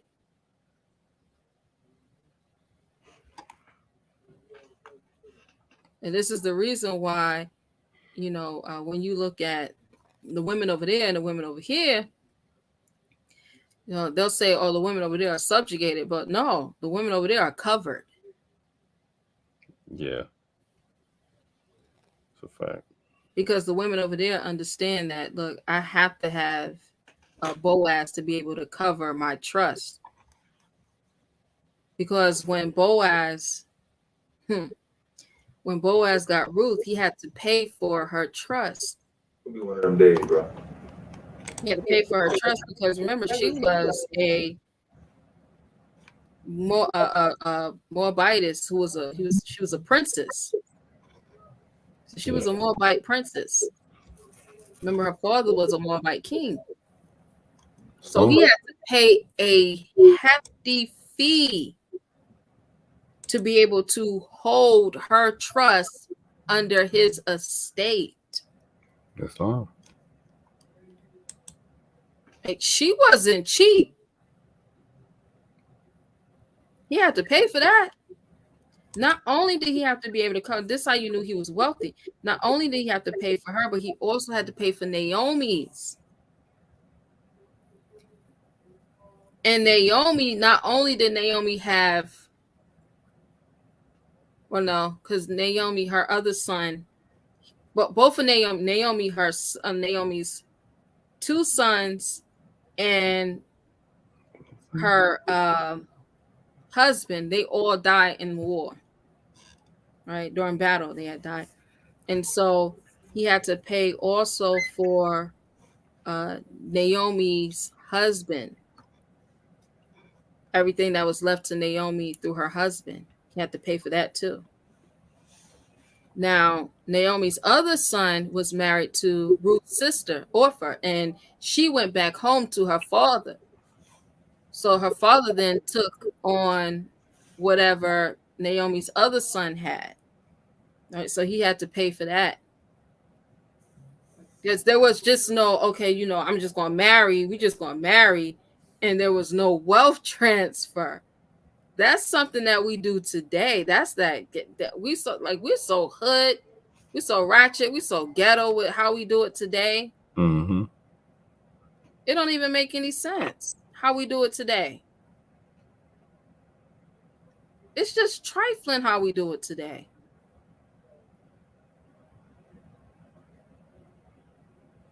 And then here's Tecumseh, his brother. And you see he got on his red turban. And actually, in other pictures, if you see this, like in other pictures, they got him all bleached out. But on his shoulders, you'll see you have a 5-pointed star that's on his shoulders. A 5-point star insignia on his shoulders. Because he was a part of the Confederacy that we had. Right? Because we had our own governments. We always had our own government. We are always under our own vine and fig tree. And these were fighters or warriors who was at war, making sure that we continue to have our own vine and fig tree. This is the same manner that Prophet Noble Ali came in as the other prophets. He didn't start anything different. Man, look at this. Tuscaloosa with the prayer beads. He make it thick as all day with his prayer beads. Y'all know what prayer beads are used for? You take your prayer beads to help you to keep account of your dhikrs that you make throughout the day. Man, can't make this stuff up if I wanted to. Indeed. Can't make it up if I wanted to. Here it is. Then if we go back to the treaty that was made, right? Because it wasn't Tuscaloosa. He didn't make the treaty. One of the traders, because, you know, we always got race traders. Mm-hmm. Amen. That's what they do. Nah. One of the traders named Little Turtle. Chief Little Turtle. He wanted to be the big turtle. Couldn't be the big turtle, so he went ahead and switched up on everybody. So here we go. Let me pull it up here.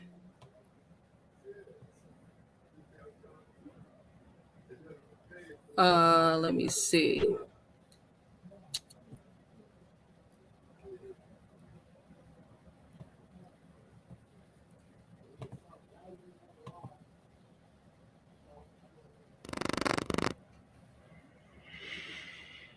Any comments? Any questions? I'm looking for this.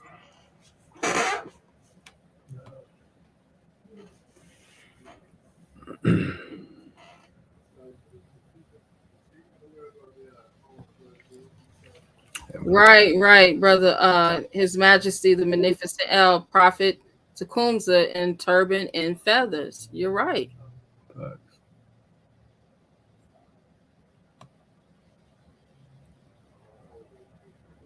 Islam, brother Elwood Evansville. Gratitude, brother Anthony Anderson. You're welcome for the info. Shouts out to brother Yashmore. Talk that talk.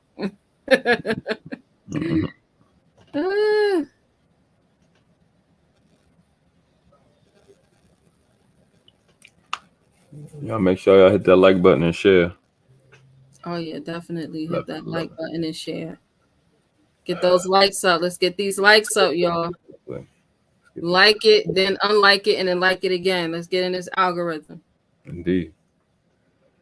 I had to hop off.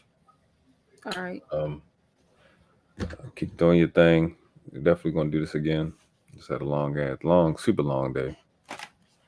Let sleep hit me in my mouth. Sleep hard. But definitely peace to the chat, Islam to the Moors. We will be here again. A lot. Islam. Gratitude for coming through. No problem. Peace and love. Peace and love. All right, so we right here. It says the figure, right? It says the figure of the Greenville Treaty Medal. Outbursts and reverse. Leadership of Little Turtle. They twice rolled back the tide of white invasion, defeating two of the finest armies ever sent into the Western country. Now, this is the crazy part, right? Right after the Revolutionary War, these people actually had to create a new military, like they literally had to create a new army. It's literally called the New Army. Go and research. It's called the New Army. They had to create a new army in order to even be able to win fighting our ancestors. Every time they would try to come through, they would lose. They had to create a new army.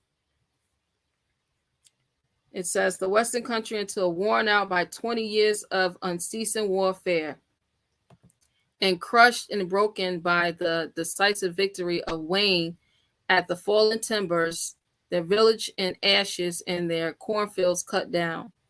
The dispirited chiefs met their conqueror at Greenville in 1795 and signed away the rights for which they had so long contended.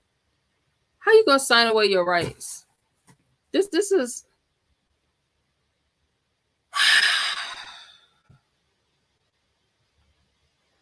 I'm just gonna sign away my land.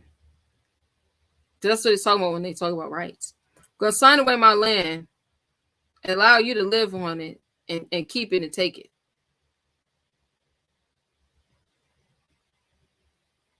Where they getting the money? Where are they? Where did they get money for 20 years to fight our ancestors? Who's helping them? Remember, they was just in the Revolutionary War with the British.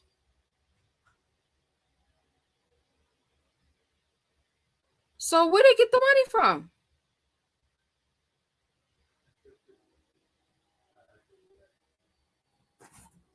By this treaty, which marks the beginning of the end with the eastern tribes, the Indians renounced their claims to all territory east of the line running in a general way from the mouth of the I think is Cuyahoga. Y'all don't get mad at me in Cleveland. Y'all know I can't pronounce y'all county. On Lake Erie to the mouth of the Kentucky of the Ohio, leaving to the whites the better portion of the Ohio Valley, including their favorite hunting ground of Kentucky.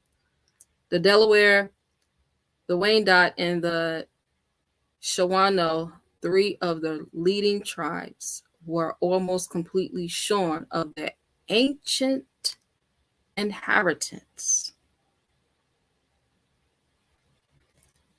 Ancient inheritance.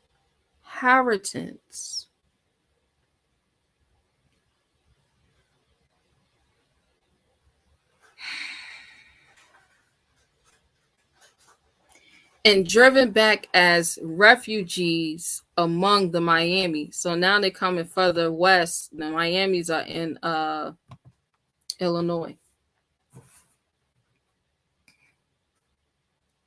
Well, on the Ohio, on the Indiana, Kentucky, Illinois border, the Miamis. Because you had little Miamis and you had greater Miamis and so on and so forth. It's always called the Miamis. And it's the same Miamis that's down in Miami, Florida. Same people. Yeah, this is crazy. You're gonna take somebody's ancient inheritance that you have no rights to. You're not even a real party of interest.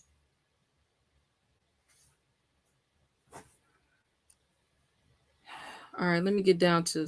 I want to get down to this, and then we're gonna finish this up. All right, it says I'm gonna jump down one paragraph. It says, now arose among the Shawano another prophet to the point out to his people the open door leading to happiness. In November 1805, a young man named Lolly Wasaka, rattler or similar instrument, then hardly more than 30 years of age, called around him his tribesmen and their allies at their ancient capital. Their ancient capital. These are ancient. Our inheritance is ancient. Ancient capital of Wapakoneta within the present limits of Ohio, and there announced himself as the bearer of a new revelation from the master of life. Right? Master of life is who else? Allah, right? Who had taken pity on his red children and wished to save them from the threatened destruction. He declared, here's a declaration, right? Same thing we see Prophet Noble Ali said when he said, I, Noble Ali. He declared that he had been taken up to the spirit world and had been permitted to lift the veil of the past and the future, had seen the misery of evildoers and learned the happiness that awaited those who followed the precepts of the Indian god. He then began an earnest exhortation denouncing the witchcraft practices and medicine jugglers of the tribe, and solemnly warning his hearers that none who had part in such things would ever taste of the future happiness. The fire water of the whites was poison and a curse. It's talking about the liquor. And those who continued to use would after death be tormented with all pains of fire. So this is the hell. This is how you go to the hellfire. This is what the hellfire is, the fire water. Hellfire is the liquor. While flames would continually issue from their mouths. This idea may have been derived from some white man's teaching or from the Indian practice of torture by fire. The young must cherish and respect the aged and infirm, right? Honor thy mother and thy father, that thy days may be long upon the earthland, which the Lord thy God, Lord thy God have given thee. Islam. I probably chopped that just up just now. All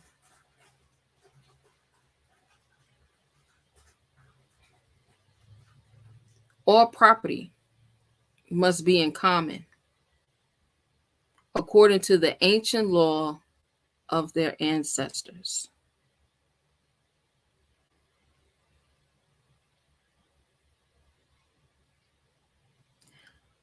All property must be in common, according to the ancient law of their ancestors. Indian women must cease to intermarry with white men, right? Because we do not wish to amalgamate with the pale-skinned nations of Europe or marry, right? The two races were distinct and must remain so.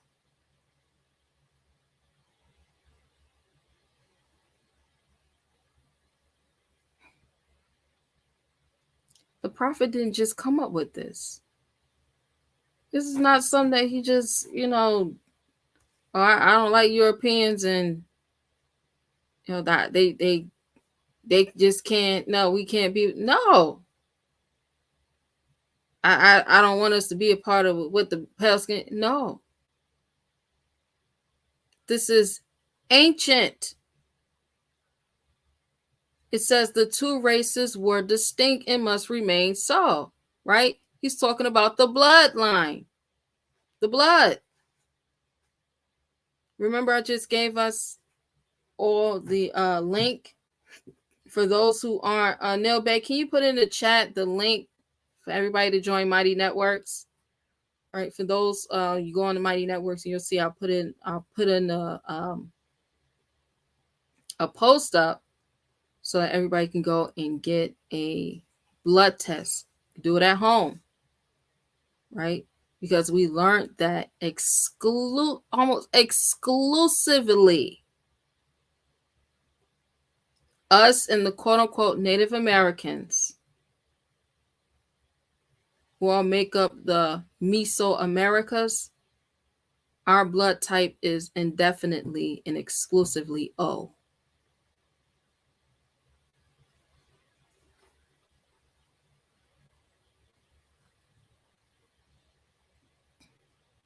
So we're not supposed to marry or amalgamate.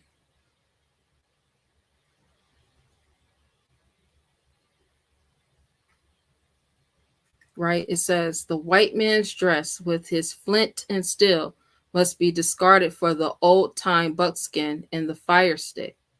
More than this, every tool and every custom derived from the whites must be put away, and they must return to the methods which the master of life had taught them, right? Because Christianity was for their earthly and divine salvation.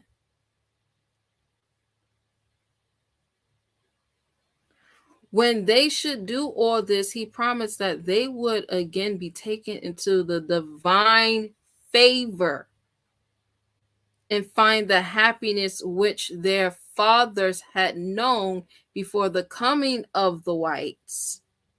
Finally, in proof of his divine mission, he announced this prophet was on a divine mission. He announced that he had received power to cure all disease. Y'all, this was 1805. Prophet Noble Ali was born, 1886 in the state of North Carolina. Said cure all diseases. Ain't that what Prophet Noble Ali said? Am I just making stuff up? Am I capping?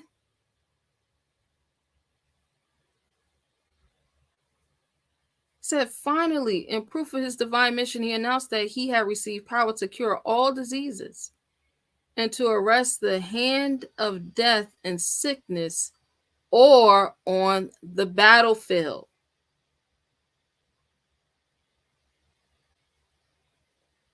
Islam, Brother Yashma said the mirror effect.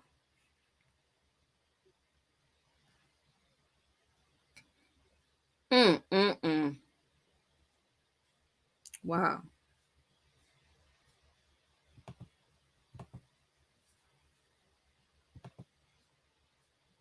Here it is. The prophet constantly showing us who we are, reminding us to amend our ways and return. Amend our ways and return. This just tripped me out. I'm telling y'all, when I seen Prophet Teskawada, peace be upon him, with the prayer beads, I was just like, wow. Neil Beatty, do you see that? Prophet Teskawada with the prayer beads.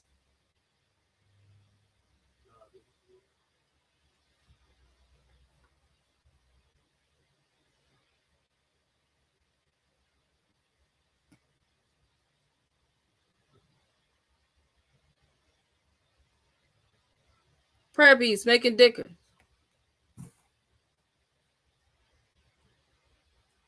And here it is, we got Moors because they don't want to have the discipline of Islam. Yeah, like my husband just said, self-discipline, because the discipline ain't for us, it's the discipline is for you.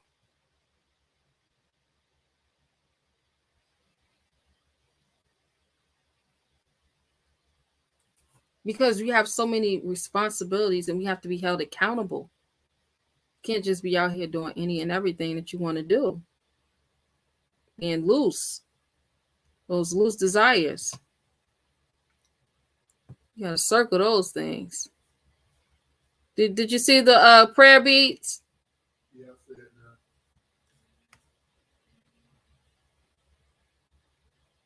now.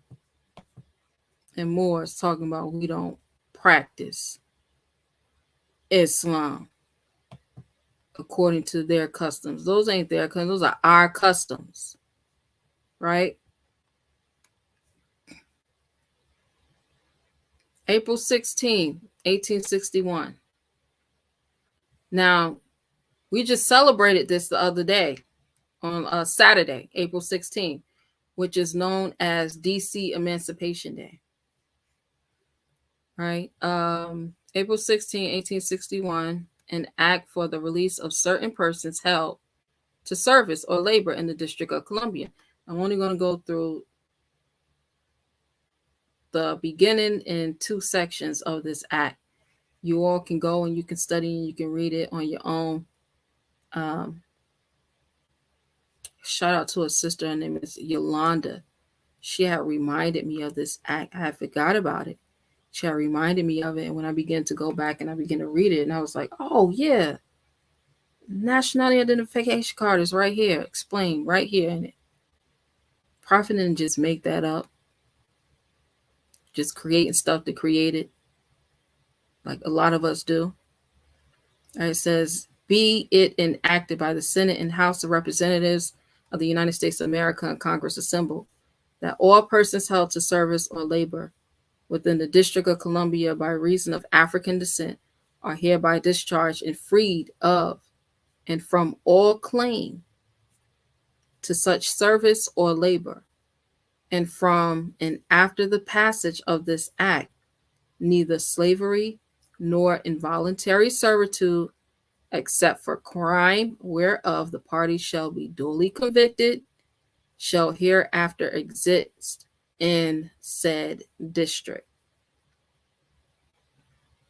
Section 2.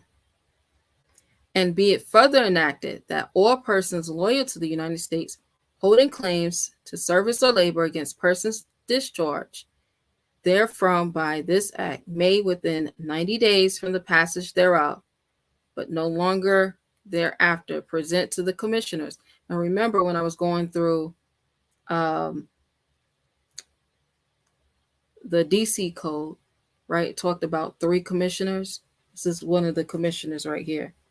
Present to the commissioners hereafter, mention their respective statements or petitions in writing, verified by oath or affirmation, setting forth the names, ages, and personal description of such persons, the manner in which said petitioners acquired such claim, and any facts touching the value thereof, and declaring his allegiance to the government of the United States, and that he has not borne arms against the United States during the present rebellion, nor in any way given aid or comfort thereto, provided that the oath of the party to the petition shall not be evidence of the facts therein stated, right?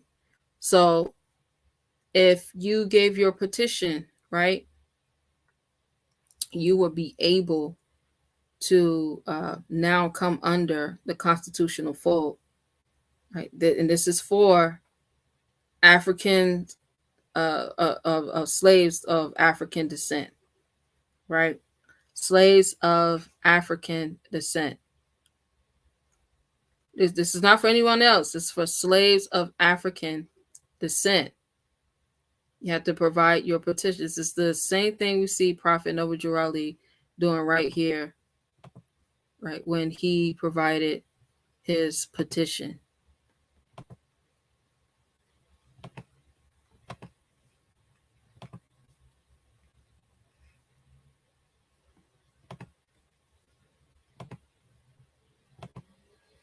This is his petition,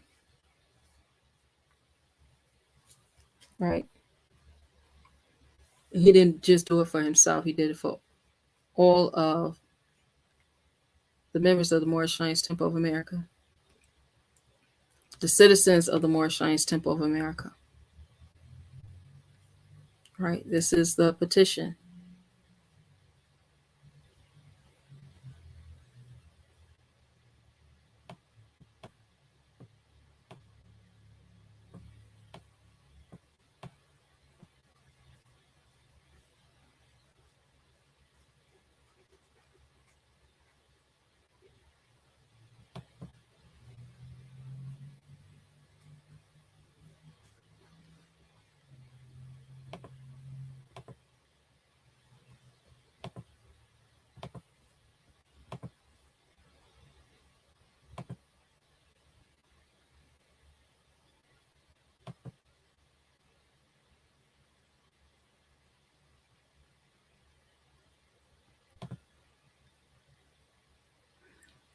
Right. And then it further talks about you had to provide, or the commissioners had to write down, right, after you give the petition in writing or oath or affirmation, right, the names, ages, and personal description of such persons, the manner in which said petitioners acquired such claim, and any facts touching the value thereof, and declaring his allegiance to the government of the United States.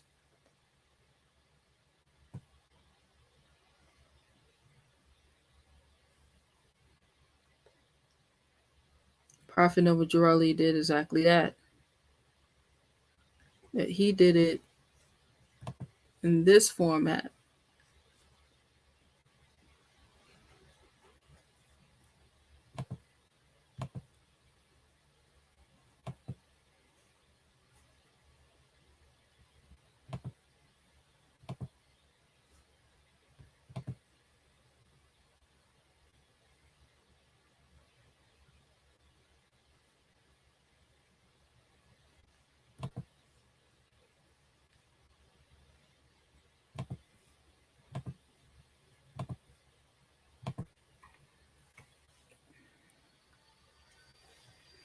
Right? He did it in this format.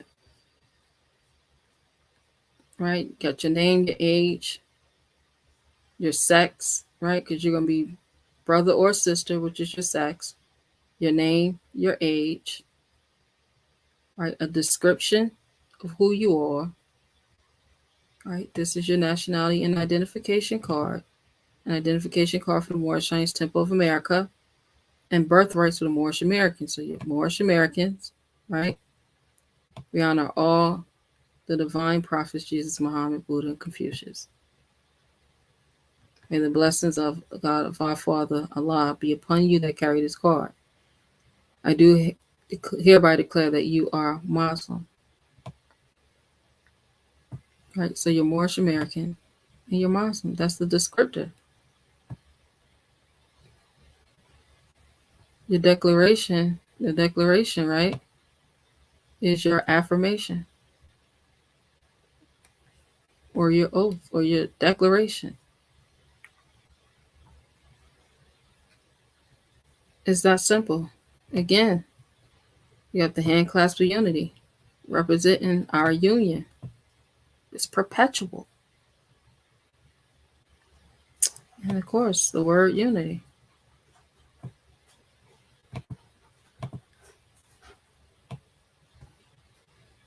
And we didn't create this, the prophet did this.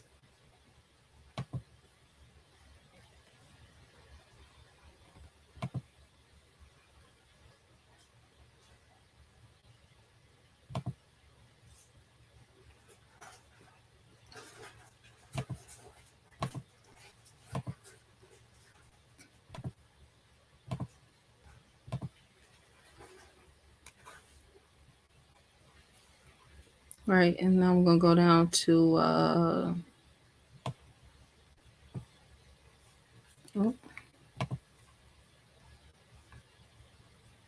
Section 9. And it be further enacted that within 20 days,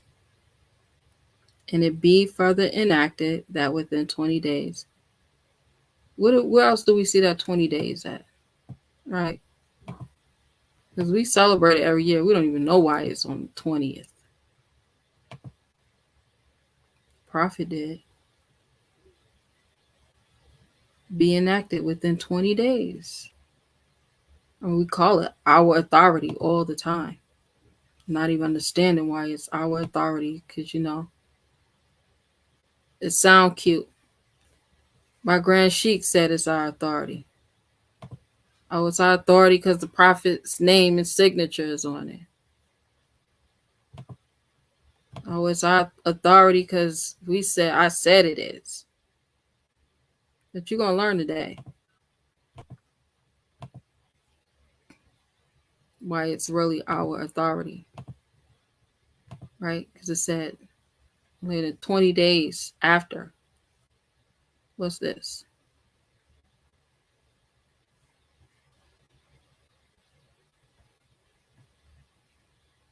on the 20th day, on the 20th day of July, AD 1928. For that purpose, the following persons were appointed sheiks. See, we're not just making this up. We didn't just create this.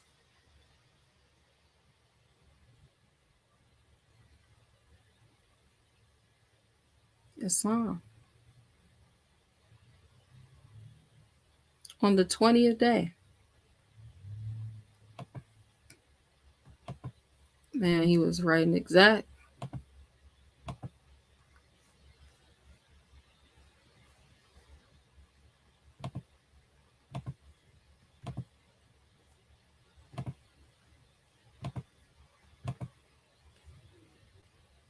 All right. That within the 20 days or within such further time as the commissioners herein provided for shall limit after the passage of this act a statement in writing or schedule. Didn't we have a schedule? Wasn't that a schedule I just showed y'all?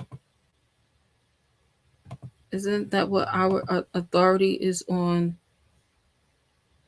a 1099 form? That's a schedule. 1099 is a schedule form.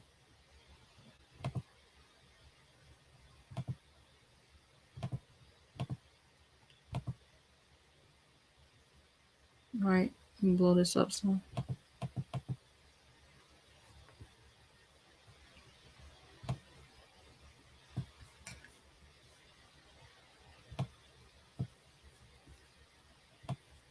Form 1099. This is the schedule. Right over top of right under the inverted R, which is, again, as I taught earlier, previously before, is Rex, which is the king.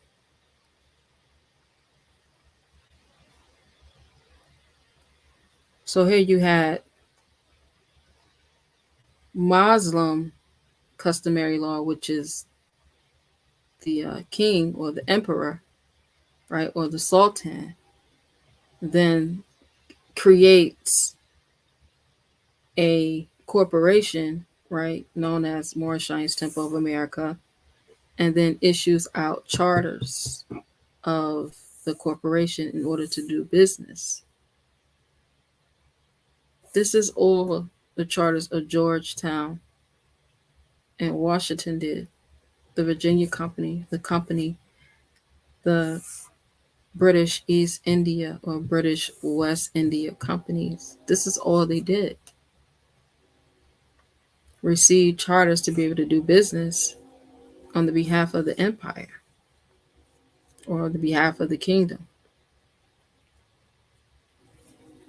This is what Prophet Noble Ali did. I mean, I keep saying it over and over again. I don't know why we try to act like we're surprised as if he did something different or new that wasn't already being done. He was already doing this because it was already being done. Right. And writing or schedule shall be filed with the clerk, right? It's with the clerk of the Circuit Court for the District of Columbia by the several owners or claimants to the services of the persons made free or manumitted. The persons made free or manumitted by this act, setting forth, here we go, names, ages, sex, and particular description of such persons. Severely in said clerk shall receive on record. This is why the secretary records, all that information on your nationality identification card in a book by him to provide and keep for that purpose. And said statements or schedules only receiving 50 cents, right? Because according to the Moorish Temple of America, our dues was what? 50 cents. Each thereof, and no claim shall be allowed to any claimant or owner who shall neglect this requirement. Right? In order for you to have participate in this act right here, it's never been repealed. I repeat, it's never been repealed.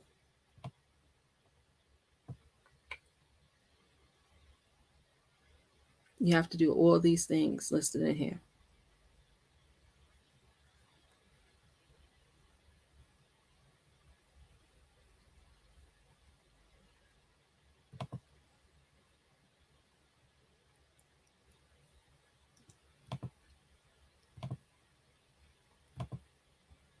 And then the end part of that I wanted to go to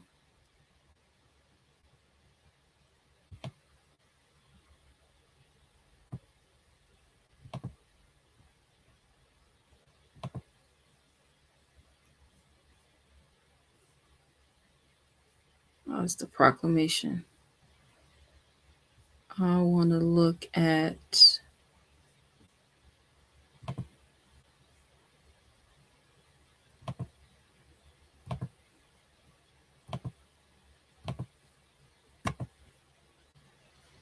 the other one.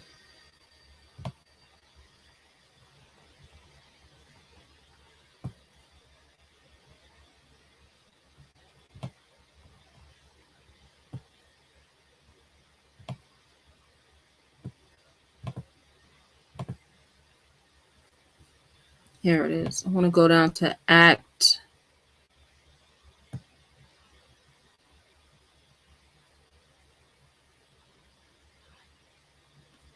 Go down to Act 11, Section 11. My bad. Section 11, it says, and it be further enacted that the sum of $100 out of any money in the treasury, not otherwise appropriated, right? So this means that $100,000 is supposed to go towards the treasury to cover this act. Is hereby appropriated to be extended under the direction of the President of the United States and to aid in the colonization and settlement of such free persons of African descent now residing in said district, including those to be liberated by this act, including those to be liberated by this act, as may desire to immigrate to the republics of Haiti or Liberia or such other country beyond the limits of the district of the it says beyond the limits of the United States, as the president may determine. Ain't that the Moorish Temple of America? Isn't Moorish Temple of America beyond the limits of the United States? They didn't. Aren't we not? Aren't we the old? Said it in there. It said that we're the old government. That means we are beyond the limits of the United States, as the president may determine. Who's the president? Again, Prophet Noble Ali. I showed that where he was called the president. Prophet Noble Ali is determined that we are the governing body. We are the government beyond the limits of the United States.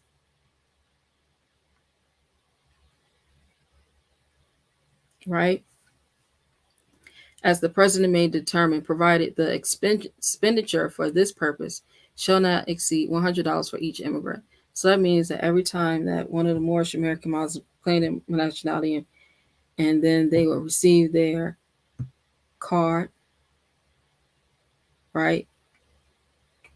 Prophet Noble Ali will receive on the behalf of the Moorish American $100 for each of us that left out of the District of Columbia. At this point, it would have been the District of Georgetown and Washington. Right, we left from under their charter, because remember, Georgetown and Washington had its own charters. So we left off from under the charter of Georgetown and Washington and came under our own charter. So that's right. Oh, that's right, Brother Yashua. Outer Limits. Brother Chainbreaker Cavell. What's the name of this act? The name of this act is an act for the release of certain persons held to service or labor in the District of Columbia. That's the name of it. And again, it's never been repealed. And this is exactly what Prophet Noble Ali did. So for all those trying to figure out how the prophet has so much money, got $100 for each of us that left from under those charters and came under our own. Vine and fig tree.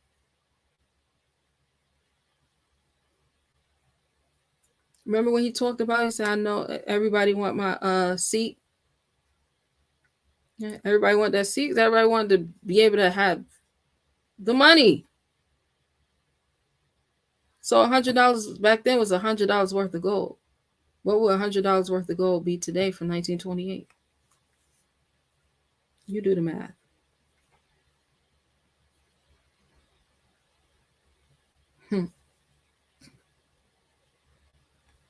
Right?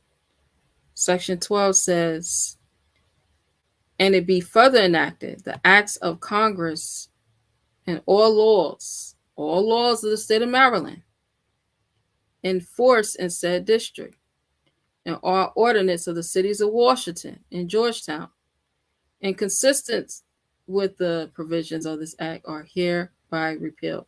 So if anything went against this act, it is repealed, right? This act is enforced in the state of Maryland, right? In the state of Maryland, this act is enforced. So if it's enforced in the state of Maryland, right, that means that it will also be enforced in all other states. How? Because of this right here.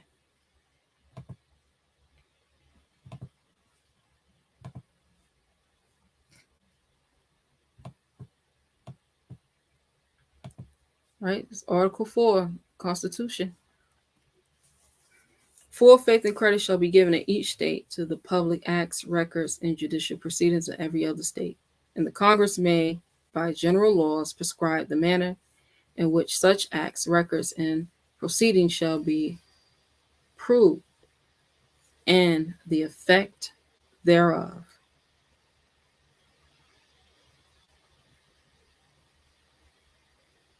That's simple, y'all.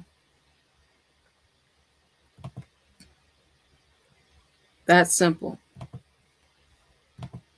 So what have we been doing? Because we've been lacking.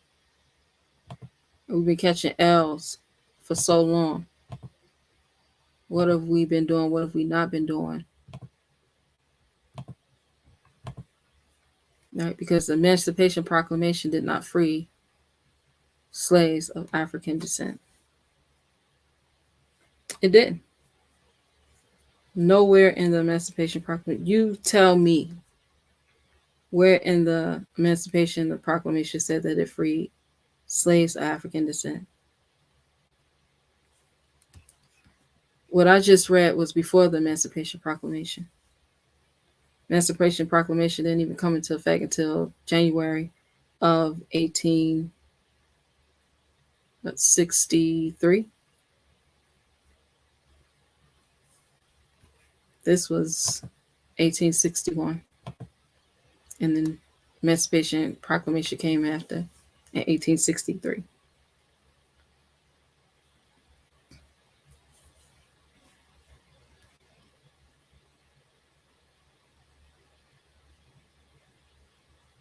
right?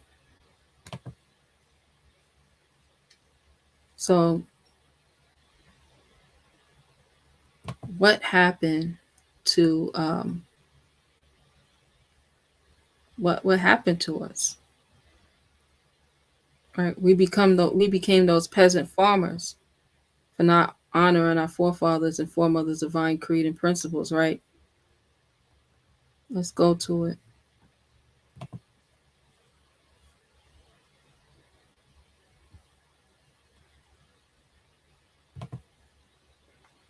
Right? Order by the commander of the military division of the Mississippi, aka 40 acres and a mule. AKA 40 acres and a mule. Right? We became those peasant farmers, also known as sharecroppers. Sharecropping is a large arrangement with a legal arrangement with regard to agricultural land, in which a owner allows a tenant to use the land in return for a share of the crops produced on that land. Sharecropping has a long history, and there are a wide range of different situations and types of agreements that have used a form of the system. Some are governed by tradition and others by laws. So, what happened to our 40 acres and a mule? Was that even something that we could even participate in?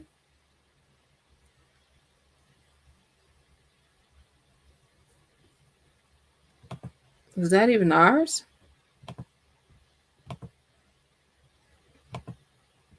Well, let's see.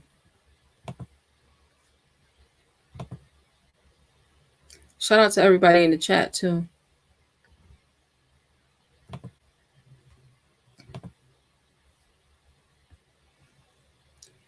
All right, this is the order by the commander of the military division of the Mississippi, right? And who gave this order? This order was given by no other than Tecumseh himself, right?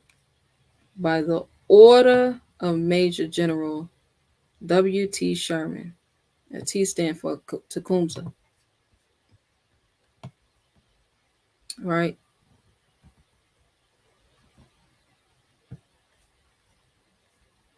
Order, Special Field Order number 15.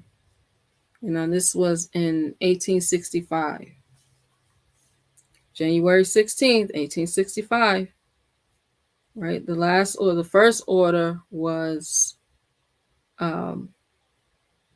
April 16, 1861. Right? And then there's another military order because that's what that order was. The first order was a military order. The islands from Charleston south, the abandoned rice fields along the rivers for 30 miles back from the sea in the country border of St. Johns River, Florida, are reserved and set apart for the settlement of the Negroes now made free by the acts of war and the proclamation of the President of the United States. At Beaufort, Hilton Head, Savannah, Ferdinandina, St. Augustine, and Jacksonville. The blacks may remain in their chosen or accustomed vocations. Then Prophet Noble Drew Ali tell us that we should choose our own endeavors, right, to do business in. It will be your chosen or accustomed vocation. But on the islands and in the settlements hereafter to be established, no white person, whatever, unless military officers and soldiers detailed for duty, will be permitted to reside, and the sole and exclusive management of affairs will be left to the free people themselves, subject only to the United States military authority in the acts of Congress. By the laws of war and orders of the President of the United States, the Negro is free and must be dealt with as such. He cannot be subjected to conscription or forced military service, save by written orders of the highest military authority of the department, which was the President, Lincoln. He was the one who signed off on this. Of the department under such regulations as the president or Congress may prescribe. Domestic servants, blacksmiths, carpenters, and other mechanics will be free to select their own work and residence. But the young and able bodied Negroes must be encouraged to enlist as soldiers in the service of the United States to contribute their share towards maintaining their own freedom and securing their rights as citizens of the United States. So basically, those who were free, the young men, was supposed to continue their work in the military, because that act of 1861 that put us into the military.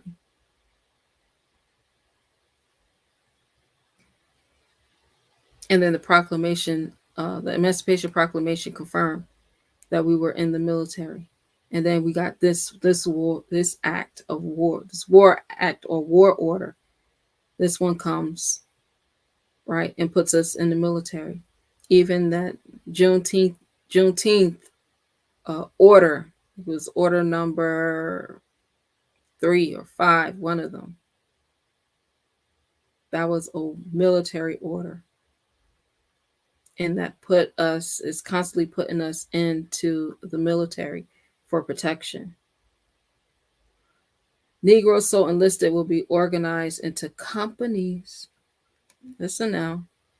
Negroes so enlisted will be organized into companies, right? Corporations, right? That all uppercase corporation that's created by the state of. Battalions and regiments under the orders of the United States military authorities, and will be paid, fed, and clothed according to law. What was the pay rate? What was the what was the pay rate? What was the feed? What was the clothing? Well, you had the war orders that was passed as war contraband that gave us pay as well as food. You also had the war orders for Juneteenth, which was off of the back of the Emancipation Proclamation, right, that describe how much we're supposed to receive in payment. So we're talking about the temple is supposed to be receiving $1,000. I mean, $100 for each of us. Which one was it? I don't want a cat. Yeah, $100 for each of us. Temple's supposed to receive $100 for each of us, right? They go into Moorish Temple of America because we're leaving out of the district. Then each of us is supposed to receive a day's pay for working in the military, being fed a day's ration for working in the military, and being clothed for working in the military. It says the bounties paid on enlistment may, with the consent of the recruit, go to assist his family. Goes to assist his family. This is Act 7. And settlement in procuring agricultural implements, seeds, tools, boots, clothing, and other articles. So you can go back and get other articles. You can move forward and choose to use other art. Man, look, I'm throwing so much information. Other articles necessary for their livelihood.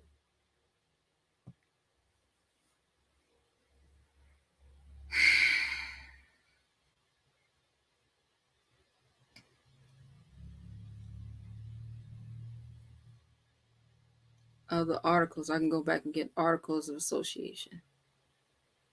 Other articles, I can go back and get articles of confederation and perpetual union. Other articles, I can go back and get the Treaty of Medina. Other articles. There's so many articles that's necessary for my livelihood.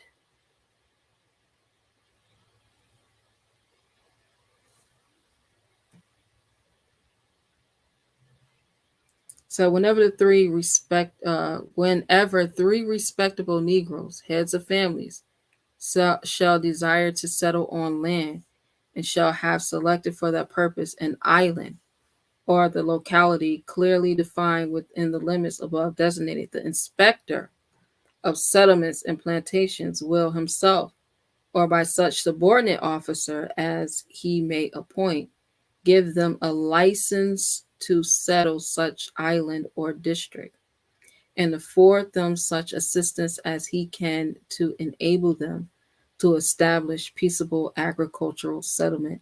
The three parties named will subdivide the land under the supervision of the inspector among themselves and such others as may choose to settle near them, so that each family shall have a plot no more than 40 acres of tillable ground, and when it borders on some water channel, will not more than 800 feet waterfront, in the possession of which land the military authorities will afford them protection until such time as they can protect themselves or until Congress shall regulate their life.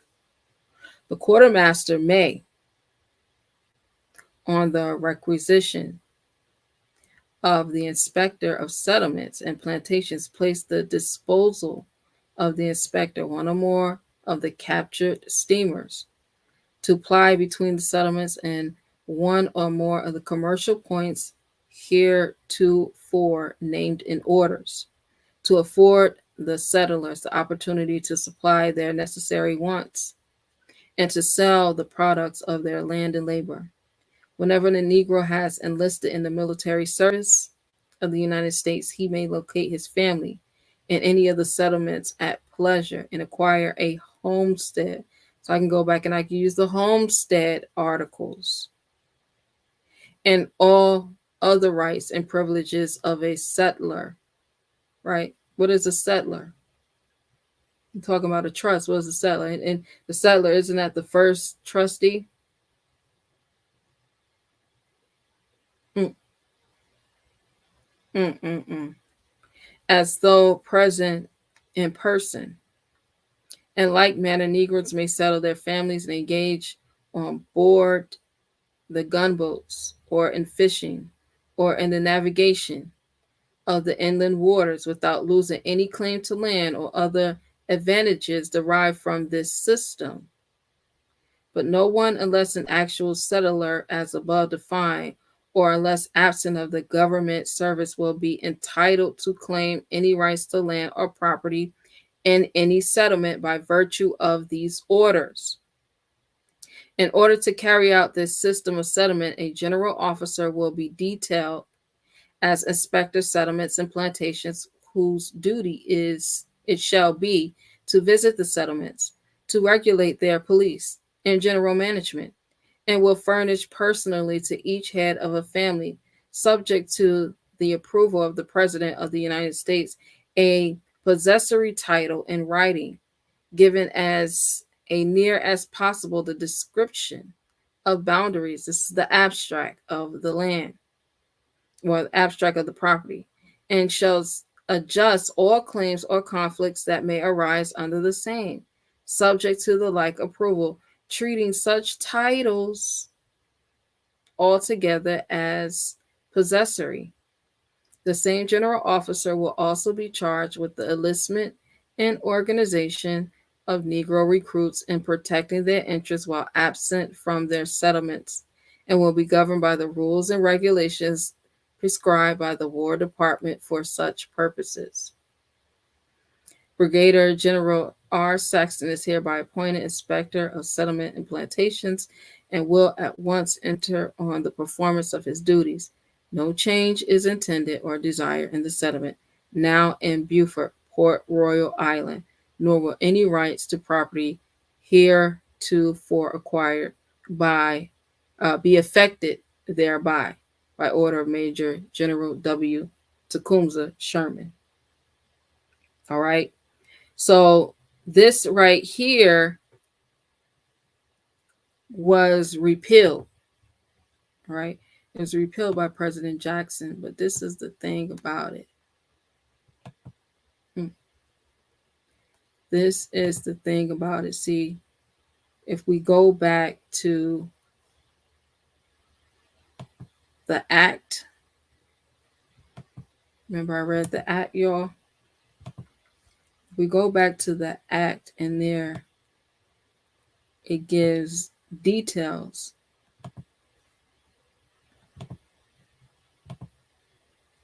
As a matter of fact, it was not only repealed, but it was repealed and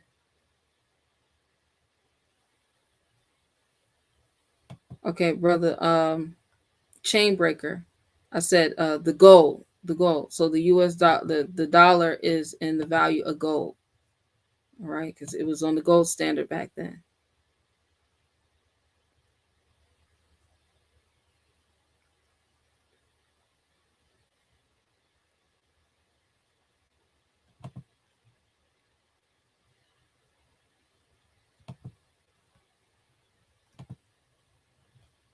All right. Section 8 of this act, right? It says, and it be further enacted that any person or persons who shall kidnap or in any manner transport or procure to be taken out of said district, any persons or persons discharged and freed by the provisions of this act, or any free person or persons with intent to re-enslave, right? So re-enslave will be taking your land.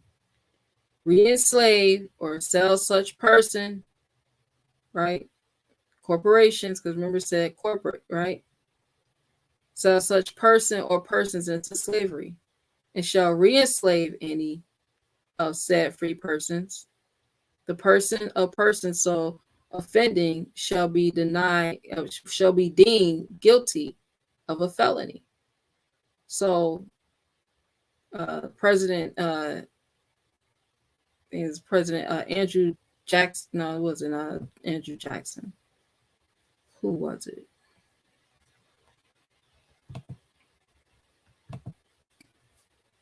Let me go back to it.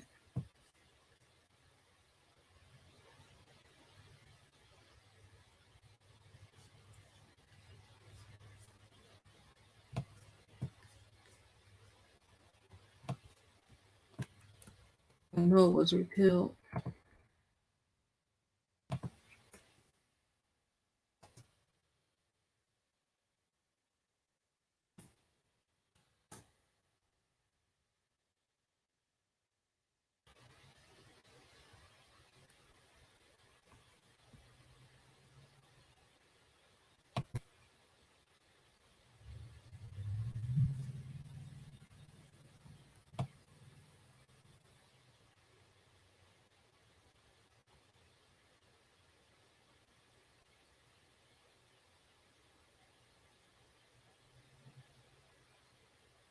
President Johnson.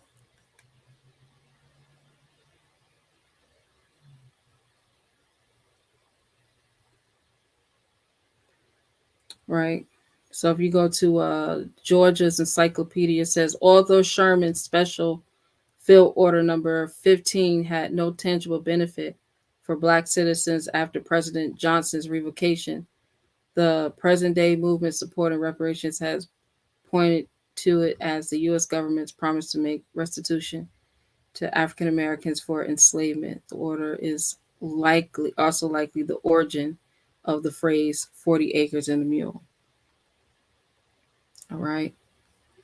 Yeah. U.S. President Andrew Johnson overturned Sherman's directive in the fall of 1865 after the war had ended and returned most of the land along the South Carolina, Georgia, Florida coast to the planters who had originally owned it. Right. So they stole, basically, stole land. Right. The funny thing about it is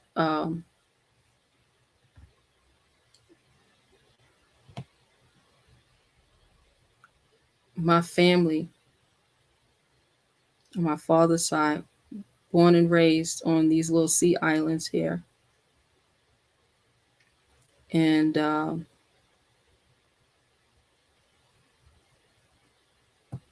it's funny because, like, my father, he worked like 3 jobs all his life. My grandmother, she worked all her life. I don't even think there was a like retirement. That wasn't a thing, for us. My father, he retired. When it was time for him to retire, he had worked. His last job was in the U.S. Post Office, and it's funny because here it is, this 40 acres and a mule that we was taught about for so many years. My family actually owns some of this 40 acres and a mule, which is really just 40 acres. The mule was given as a rent, like a rental car. That's what the mules were for. And then a lot of the land was taken back. So what I've been doing is lately I've just been researching to find out if any of the 40 acres was taken from us, and I'm going back to get that redress. And with getting that redress, I'm taking it out of the district and bringing it back into the Moorish Temple of America. If there's anyone else, and their family, and um, if they have any of this land, reach out to me. My contact information is in the description. Definitely reach out to me, and we can collaborate and work on some things. Right? But the prophet, he did just this, taking us out of the district. This is the reason why you have the Dingle Ill brothers, who was in Baltimore, who was able to do so much with the military, because since the time of 1861, we've been in the military. Right? We've been in the military since 1861.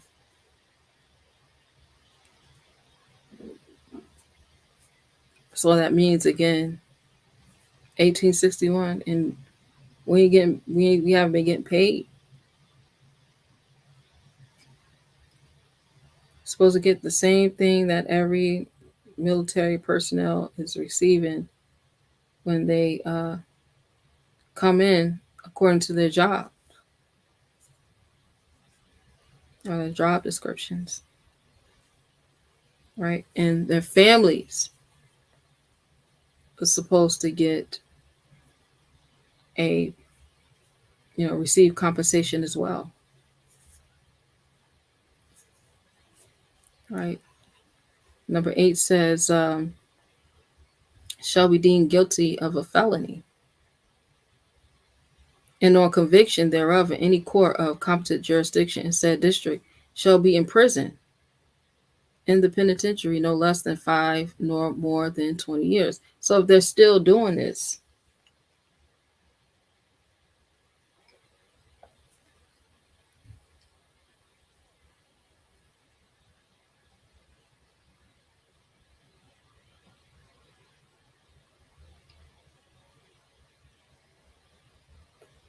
okay, brother Chainbreaker.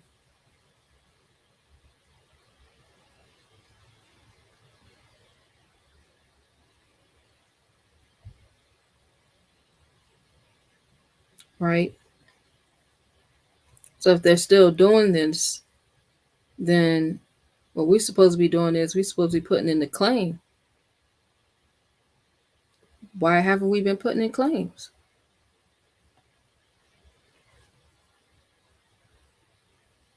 We're supposed to be putting in claims for redress. Right? That's what we're supposed to be doing in the age of robotics.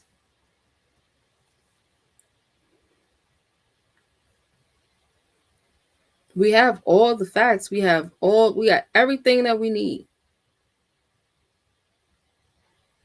We have all the understanding. We have all the comprehension. All we have to do is act on it.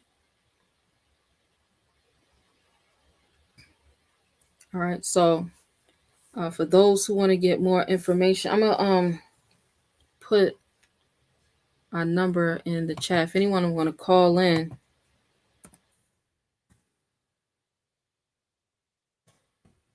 you can so at this time.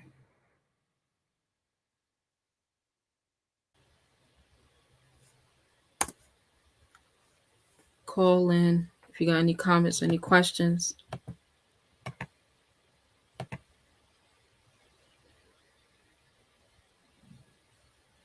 Again, shout out to the chat.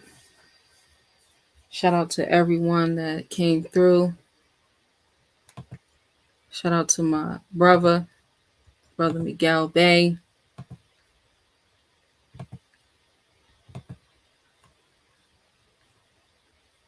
Right, if you want to know more information on how you can get and begin your process of redress, all right, reach out to us. My contact information is in the description. All right, if nobody call in, I'm going to go ahead and end this.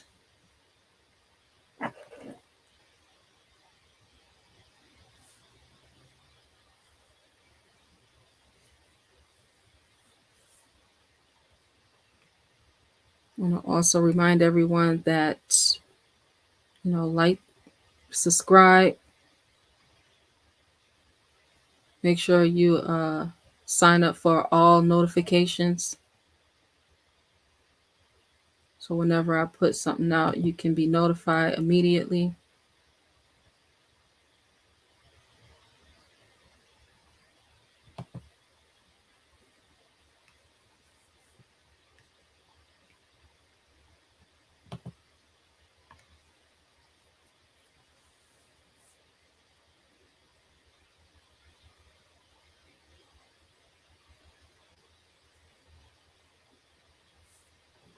All right, we're going to get out of here. Definitely enjoyed you all this evening. Again, Ramadan Mubarak. Brother Elwood Evans Ill Islam, brother. Brother Chain Breaker Islam. Who else came through? His Majesty, the Magnificent El Islam. Brother Yashma Islam. Brother Rosemore Islam.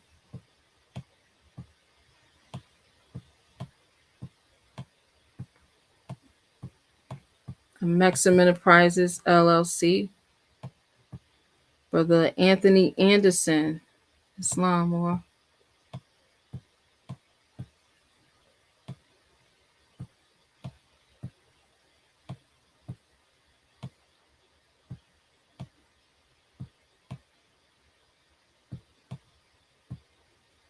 All right, y'all. If y'all want to get in touch with me, I'm at 877-808-2477. My extension is 101.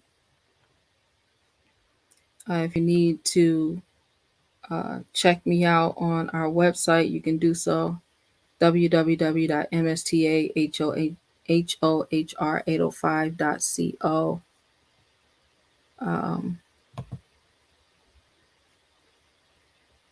If you want to get any of our products, we have our own toilet paper manufacturing company along with cleaning products. It's at essentialasiatic.com.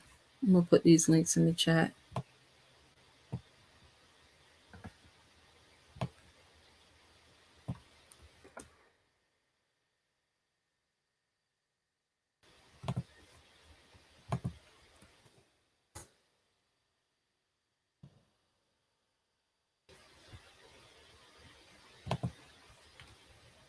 All right, if you need assistance with getting any of your paperwork together, if you got any court things going on, definitely reach out to me. Amexem Enterprises LLC.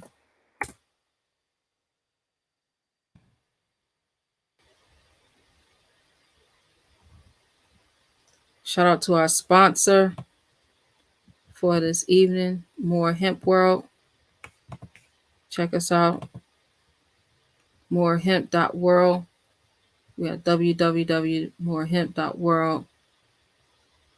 Right now, you'll be able to get or use my coupon code so that you can get some off.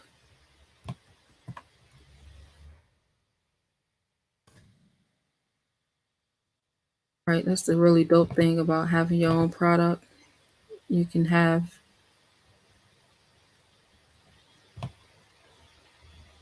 them as your sponsor.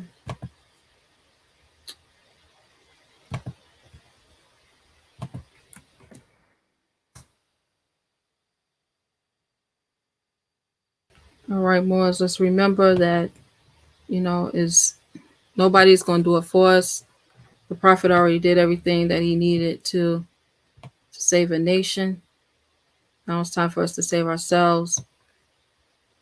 Make sure y'all go and subscribe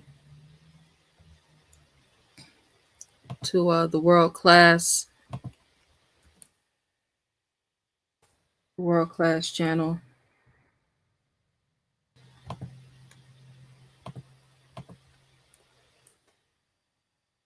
There's a link in the chat as well.